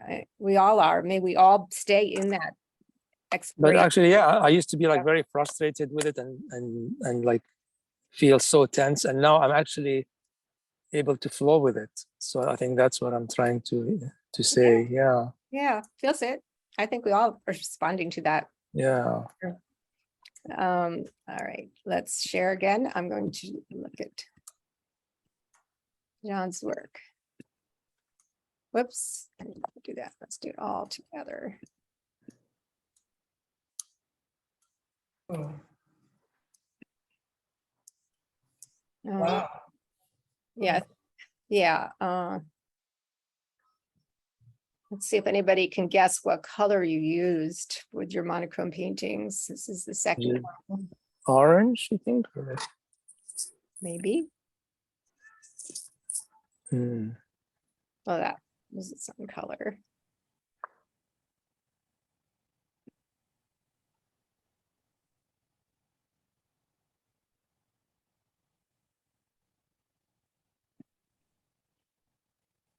Oh my God, the textures. It's a big painting. I got to see it in person. Oh, Yeah. Big painting. look at those textures. Hmm. Oh my God. Zoom in so you can just get it's a nice high res that helps to see the Hmm. quality. Yeah. All right, John, you're on. Tell us a little bit about what you were up to. Okay. Well, I chose a color that I don't use much, raw sienna, and it out of the tube, it's pretty much what reads as those orange squares and shapes, and then everything else was derived from mixing it with either black or white, and then I also made a range of grays using just the Mars black and white. And so I was amazed at the range of shades and colors that I could get with just the three paints. Yeah, it's really. That was a challenge to myself. Mhm. And then I, committed to it being a geometric, set of shapes, and then also wanted to really explore subtle textures and patterns, as long as I had the individual shapes already there on the canvas. And I think in the final final version, I did add these sort of strong white lines that sort of float on top. Not so sure whether it needed it or not, but anyway, there they are. Uh-huh. I'm sorry, I just missed that 15 seconds. What did you say? My sound went off. White lines were the last thing I did, Yeah. and I just feel a little less sure about those, but Mhm. Okay. and so then in the center, there's a rectangle that has This dark and white blotches. one. And yes, and I was intrigued by that. And so the next painting is derived out of that, Oh, still using all the same colors. I love that. It's kind of like a cosmic zoom. hmm. Oh, And I just could see figures. And it just really intrigued me. So hmm. Did I you say you actually- used washes? I'm sorry. Something that intrigued you that you applied to this painting was the Oh, white wall. it's right here in this center here. Yeah. Mm. Oh yeah, this just- triangle. That, Rectangle. that, separate. Oh, I see. Yeah. Okay. But is sienna, black and white only, and you get sort of an olive color if you add just a little bit of the sienna to the black. Mhm. mm-hmm. Yeah, you got a lot of different tones going on. And then the final one, the red, black, and white, I just wanted to give myself the assignment to use 3 colors unmixed. Ah, Oh. nice. And Interesting. so Yeah. that's what this is about. Which red is it?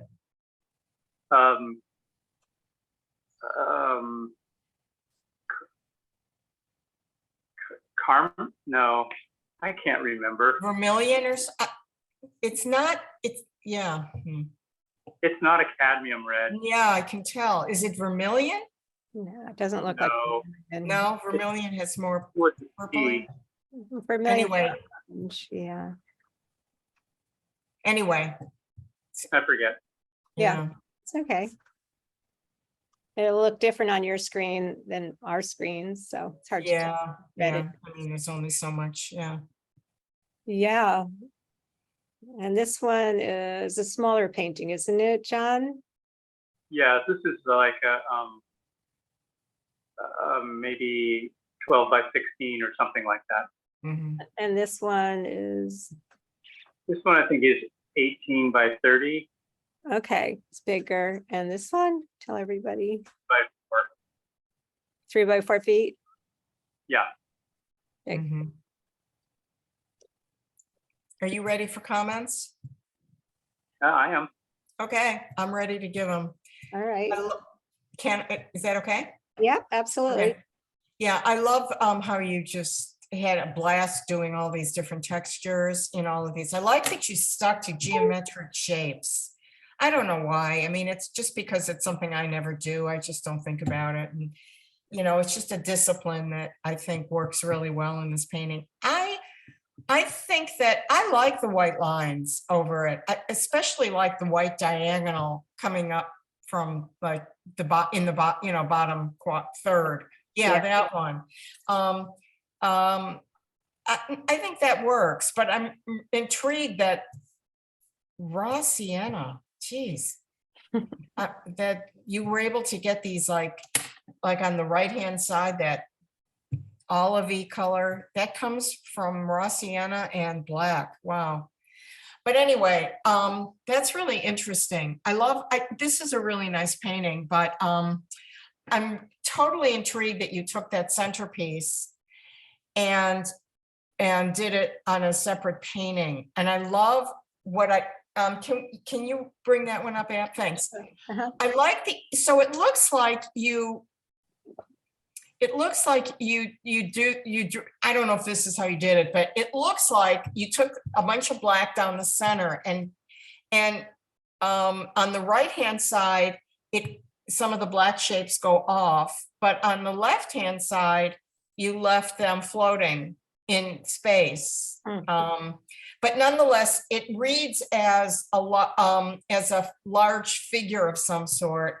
And then with these colors on top of it that are both playful and they move and I don't know, it's just, I really think it's really well done. I like the distribution of the colors. I like that you filled in the sienna, like then oranges into the empty space, the spaces between the black on the sides. I just think the composition is really interesting. And of course, I'm totally intrigued that you took a look at that shape in the center of the larger painting and went with it. And then the red one is, again, I like how you use lines in this one.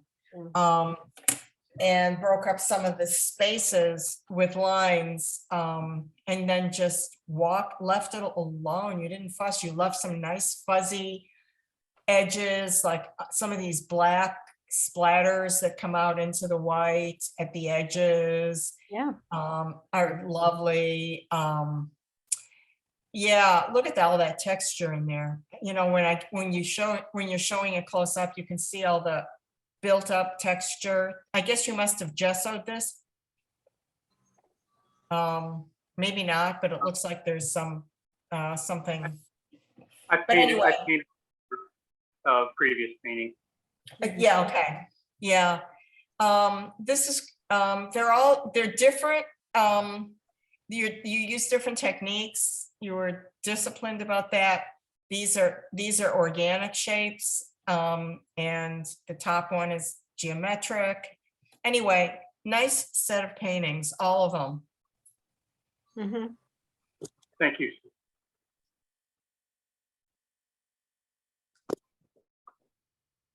I'll go back to start. Yeah, just Who's gonna talk next? Or yeah, it doesn't matter. Whatever strikes you and you begin, that's fine. yeah, I love how the structural lines and that captivates me, and the small orange square in the towards the left middle Mhm. kind of stands out as just as important as the larger shapes. And the white lines, the first thing I saw was the white lines gave me the impression that you started with larger fields and then you subdivided later. But yeah, so that's the impression the white line gave me, like they were there at the beginning. And but then I'm very intrigued with the lines, and the texture is just like icing on the cake. Mm. You could have just made it flat, which would also be wonderful. But yeah, texture, I think because it's monochromatic, texture gives it the variety instead of adding other colors. I think, yeah. Yeah, interesting. And Mm-hmm. and I love the red one. I love how you added those lines, the black lines that connect the black and going through the white areas. That gives it a great contrast with the sizes, because it's thin and the rest is big fat sizes, and just very connecting with the areas. And it's very free. It looks like it's very free, very flowing. And and dynamic color of red with black. Yeah, it's wonderful.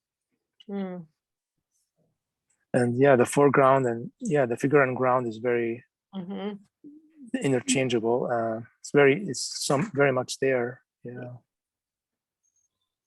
And the one in the middle is it just gives me a very subdued, um,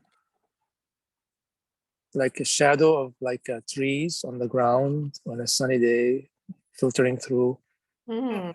on the Oh, sidewalk. Yeah, like there's sunlight and uh-huh. there's the shadow, and Wow. yeah.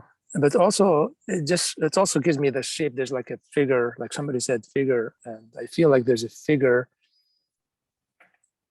there that's the head starts at the top with a halo around it, and it just maybe more than one figure actually. Yeah, like a number of like multiple figures there. But I think what stands out for me is the light and shadow of cast light on trees reflecting on the ground. Yeah, That's funny. yeah. You know that John's been painting shadows and trees. when He's Oh not. yes, yeah. Mm. I just. Yeah. We went out painting yesterday together, down one of the roads, one of the tree tunnels nearby. And Mm. it's funny that you mentioned that. I don't think John was thinking that when he painted this, but that is part of what you paint from life. This- Yeah. And how was, may I ask about the process, like how you started the painting? Like, did you start with the black or was there? Yes, I started with the black, and then it was all pretty democratic. It was black, and then the more olivey color, and then the pale gray, and then at the end I did a thin wash of the sienna over top the olivey color to give it a little more contrast in color. Yeah. Yeah, Sort of did a thanks. bright Yeah. brush stumble. Yeah. I also see a lot of figures in there, Elias. Yeah. Is that a good thing or a bad thing? Oh, they're so indistinct that You're it's a okay. good thing. Okay. Yeah. How big is this? I think about 18 inches wide by 30 inches high. Oh, good, okay. Mhm. Mm.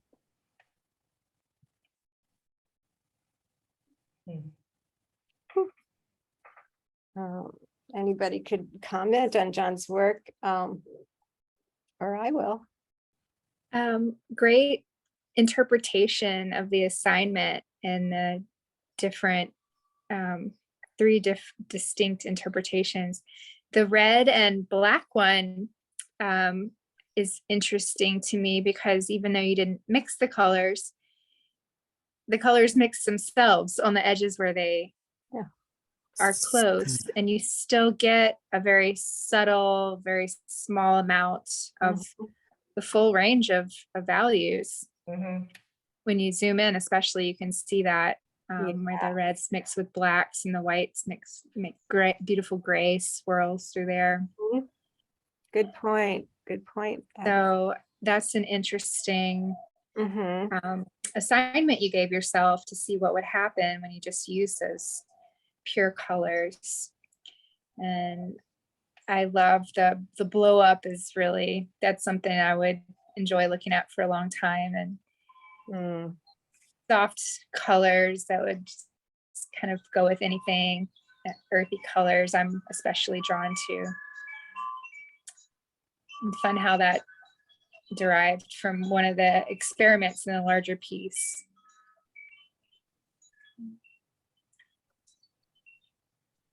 great work. Thanks for sharing. Yeah. Thank you. One thing I'd like to say about this piece is I generally seems like I try to avoid having things floating against the background. Hmm. But this one, it felt like almost a sculptural shape. So I didn't mind it. I didn't mind it being more of a solid against the background. Mm. Mm-hmm. I see another thing just popped out to me. It reminds me of a luminary or candle holder, like those candle holders that have holes punched in them Hmm. and the light shines through. Oh, yeah. The orange glow seems like there might be a candle or a light or fire behind this black shape shining through it. Mm. Yeah.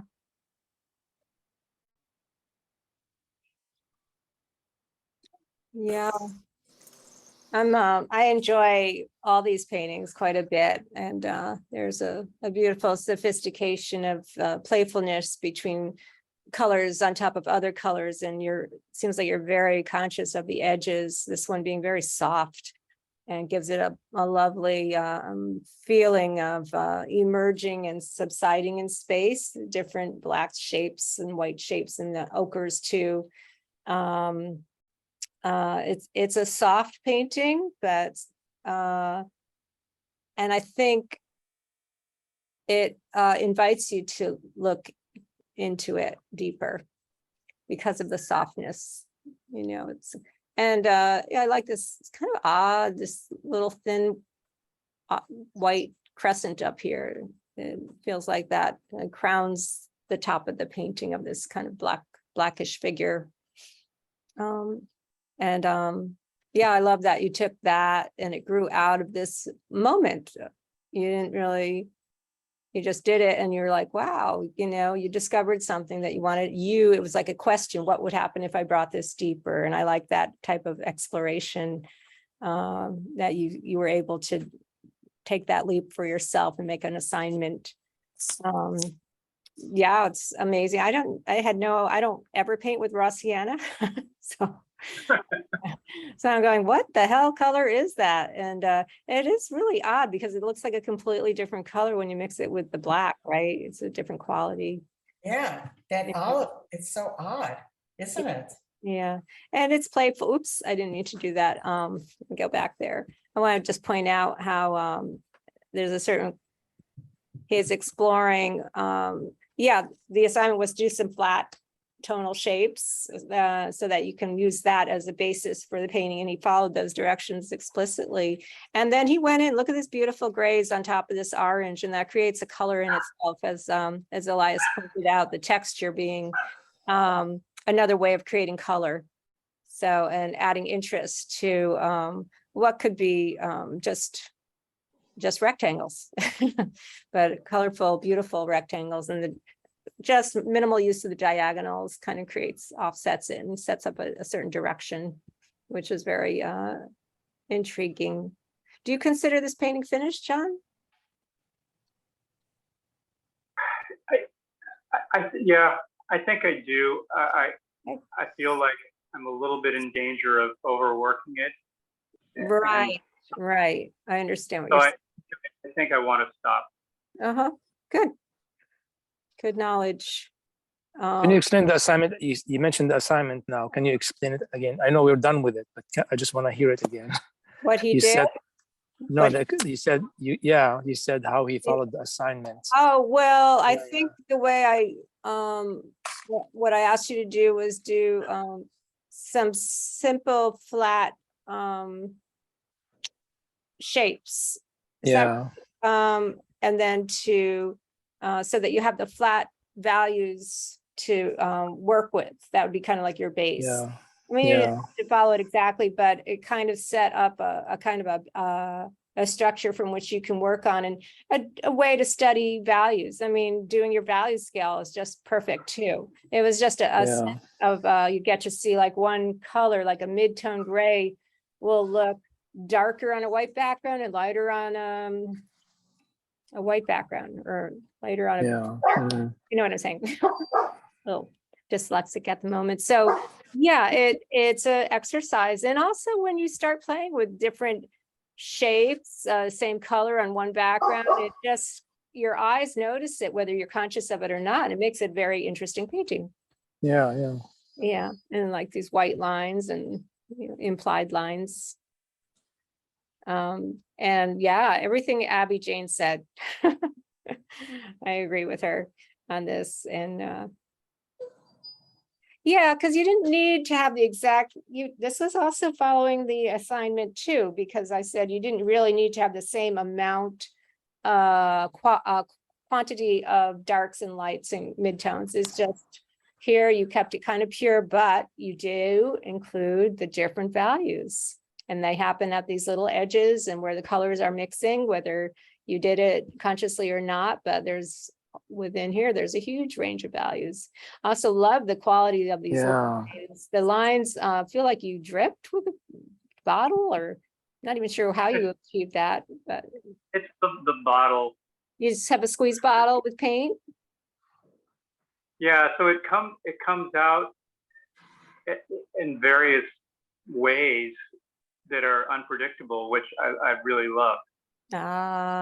Did you paint it vertically or did you squeeze it on a flat painting, the painting I did line? vertically. Oh, okay. So you got some drips, not so many drips though. No, it didn't really drip, but it does change it than if it was on a flat. Yeah, yeah. Oh, it's a lovely quality to the line. I like that. Oh, thick and thin. And strong work. Thank you, John. Thank you, everyone. And I didn't hear anyone else, so I think it's time to stop the share. Congratulate all of you for doing beautiful work. Monochrome is not an easy assignment, but it's a way to push color and one you can give yourself once in a while, just to, if you feel like you're getting lost with color, just, draw it Yeah. right back, limit it to even one color and black and white, or just one color and do values based on that with white. So then next assignment is the complementary colors. And the theme I want you to think about is using opposition or opposites, which you guys tend to do anyway, whether there's like Abby Jane, she had this very sharp contrasty line and very tonal areas. That's a type of opposite. And you all are doing that in one level or another, textured versus flat and so forth. So the idea, are you all familiar with the color wheel and colors? You got it? Okay. Well, why don't I just go ahead into the, I think the exercise pretty much explains it. If you have questions, ask me, but I'm going to go ahead and just go and show you a color sample, get you inspired with complementary colors slideshow. Okay. Yes. Okay.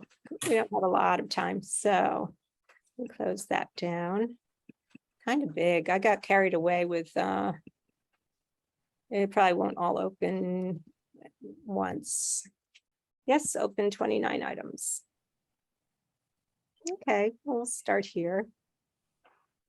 Yeah, again, whatever's on the opposite side of your color wheel, those are complementary colors. And Van Gogh is he's the master of complementary colors. He kind of uses it in just about every painting.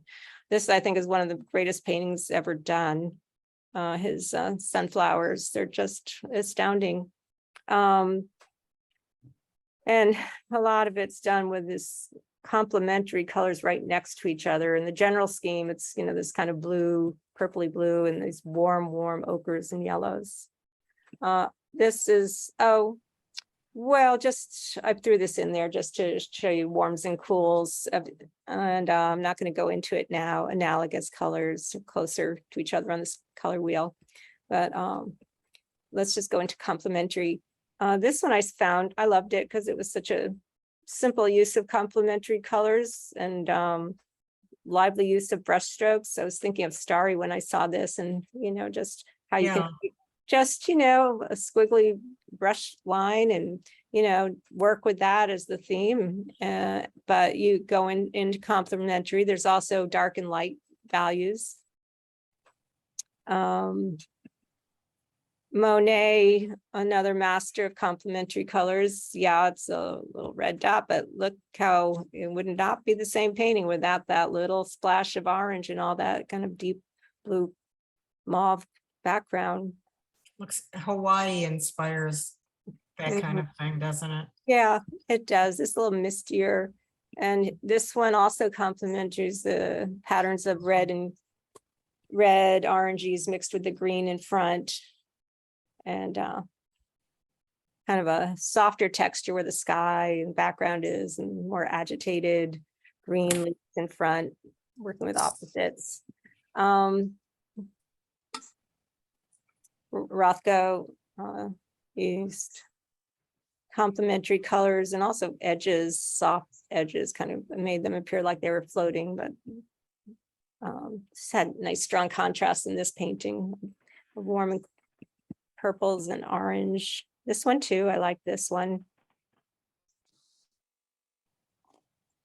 I kind of mixed it up. There's oops, come on. Oh, well, Look at that. Oh, this is Emile Nolde. yep. I actually included a lot of his paintings in this slideshow because I think he's a master colorist, and he is. This whole series I'm showing you could be abstracts, just beautiful mauves and purples and some kind of that muddy color that we avoid, but with this bright orange, it just sends it all off. So these are compositions created by strong use of color. Whoops, sorry. Load that up.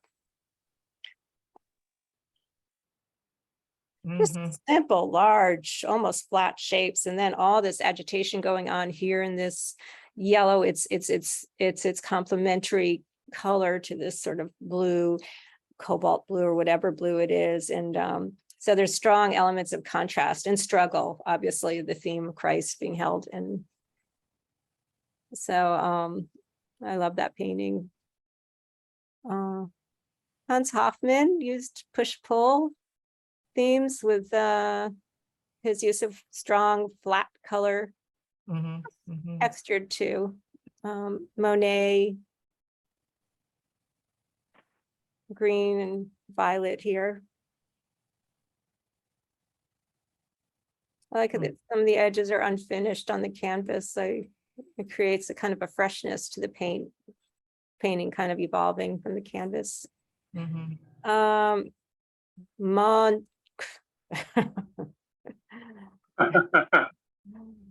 Strong use of complementary and strong use of opposites, this kind of waving, softer background line, and then these strong angled, lines. Is this what you mean by contrasting lines then? Yeah, I was wondering. yeah, contrasting lines. It's just the idea is because I didn't want to just say do painting using complementary colors. I'd also like you to bring in a theme of opposites. It could just be thick and thin. It doesn't have to be complicated. Just something that will give your painting a certain dynamic. And I want the color to help,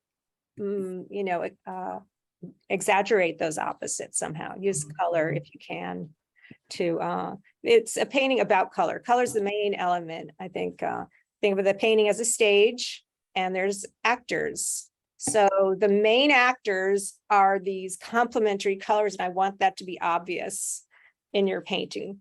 And then think about how you can create a strong composition here. Oh yeah, Abby Jane. Complementary colors like limited to 2 colors? Or I would prefer, I prefer it, but then you can add another color if you feel compelled to, if you feel like, like here, red and green, but she threw in some yellow also. Yeah. Very subtle. It's not everywhere. It's like clearly about this, these shapes, red and green, background, foreground. And again, George O'Keeffe did this beautiful, this became a label for Dole pineapple. Oh, really? Yeah, Wow. she was hired by Dole to come to Maui and paint. Hmm. She didn't really like doing labels. She liked or didn't? She got her to Hawaii. She loved it here. She did some beautiful, oh, this one too, the violet and the green, and that just, it's just so, you can imagine as an abstract painting, it's like the green is just not used a lot, but it is clearly about this beauty of green mixed with this background. Do you think there's a contrasting lines, or are they all organic lines here? Well, there's sharp lines and these little pointy shapes, and then this soft background. The whole background is quiet, Right. Yeah.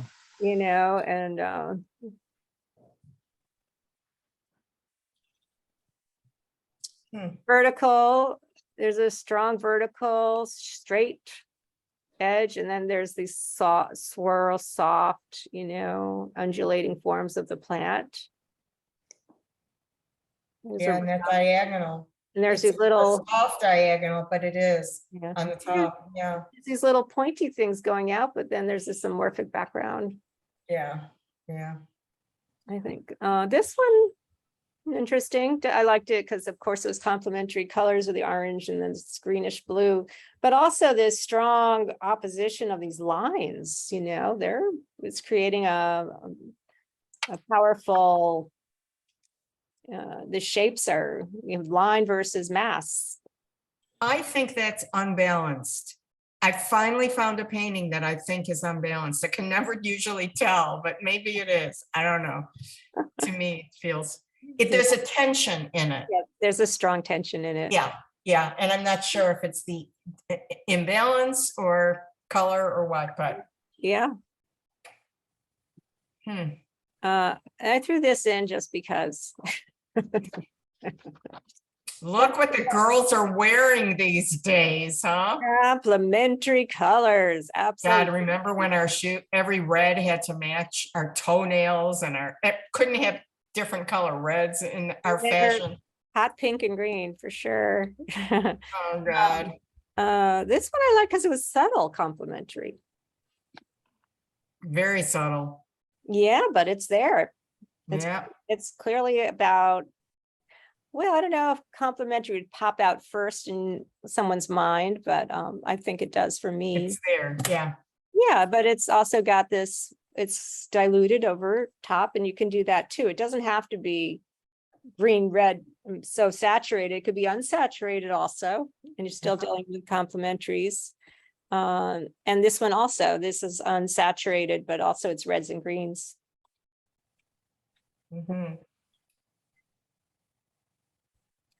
And beautiful. I thought it was a beautiful painting. Who's the artist on that one? It's Stefan Cimini, Cimini, or Cimini. Stefan. Well, it depends on Maybe. Yeah, I get a lot of these. I end up on like Saatchi Art, and they have a different artists that show up. Cimini, Stefan, Stephen. And Van Gogh again. I mean, you could look just about any Van Gogh. I mean, he's got all these warm reds and then these blue cools going into the background. But even in the cobblestones, he's got blues and warms. He got cool, or rather complementary colors going on in the cobblestones. And then these little orange right there popping out in the midst of all the deep blue, violet blue in the background, and light and dark. He's got many, opposites. Light and dark could be one of your opposing elements. This one I liked just because, again, I think I've shown her work before, but I just love the simplicity of just this mark making and her composing a painting that I find interesting. Or maybe it's a scenic writing, I don't know. Early Van Gogh, again, powerful opposites. And then let's see, I think I'll take off of here. And just two more. Again, Emil Nolde, who again, as you know, is one of my faves. Could be an abstract painting, just the whole field, this massive amount, and they're large, soft masses, these purpley mauves, and just a little of these bright yellow, the sailboats, is that what they are? And their reflection. He really, it's a whole story of color to me. And scale, you get a sense of scale. So it could be, you know, a large amount of one color, a little bit of another color. That's the opposing.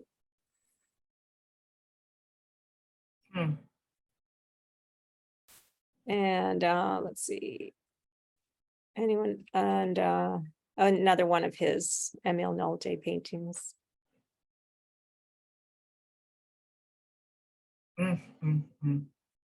So you can see most of the images, this cool, there's blue, there's green, violet, and then just the flower itself doesn't take up much room on the canvas. So you have to kind of put your headspace of looking at these as abstractions.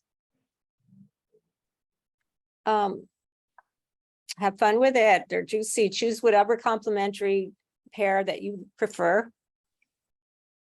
If you have any questions at all during the week, please don't hesitate to email or text, let me know what's going on. But I know some of you have already obviously done work with this complementary palette. So let's stop the share. How do I get out of here? Stop share. Right at the end, as you know, if you mix complementary colors together, you get more of a neutral tone or neutral color. It can make mud. Think about mud. If you like that mud, or if you have a lot of mud and it's wet and you don't know what to do with it, put it in a jar with a lid. We're going to save that mud.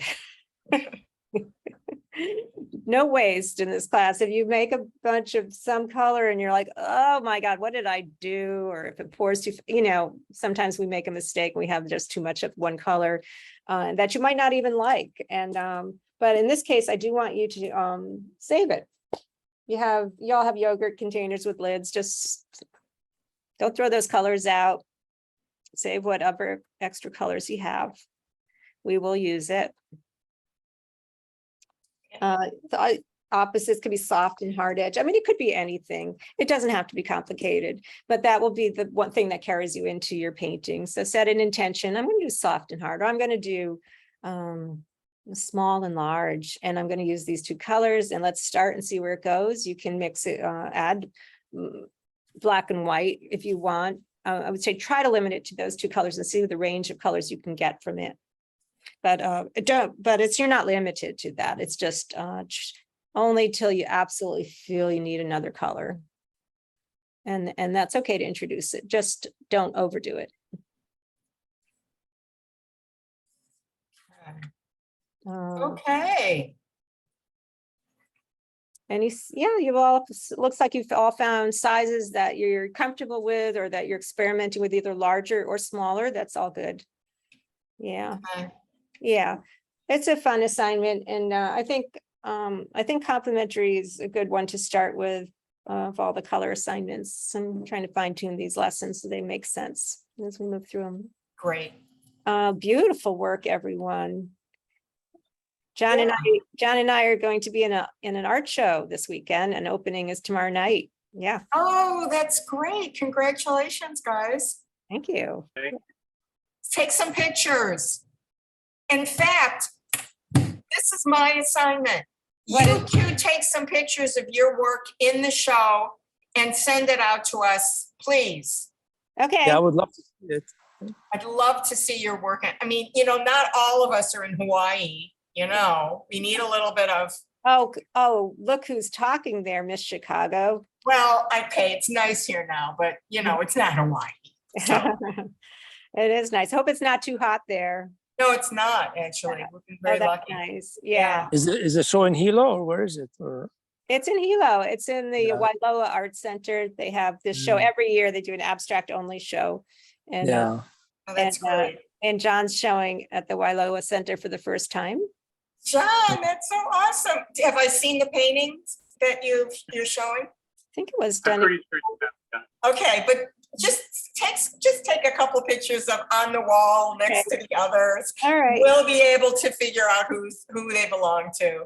Or you So- put them on Facebook, right? Or maybe we'll see them we'll there. put pictures on Facebook. I'll make sure, I'll take pictures of Yeah. John. If he doesn't. but- Okay, all Or right. not be there. usually, Yeah. sometimes you put in the Arthur Studio group, right? Or you can maybe, because I'm in the group, or I haven't been doing that, but we have a new group called Red Road Artists. You should join it. It's a Facebook. oh, okay. It's called Red yeah. Road Artists. You should too, Abby Jane. Oh, yeah, well, And thanks. you too, Susan, because it's just, we have different Facebook. That seems to be fairly active and a whole Big Island Artist Group, I think, but I haven't really been posting much to Arthur's page, Arthur Johnson. Yeah. So that's it. It was really fun to share this time together, you guys. Okay. All right, everybody, gotta go. Hi, Starry, wherever you are. I'm gonna stop recording. Bye, everyone.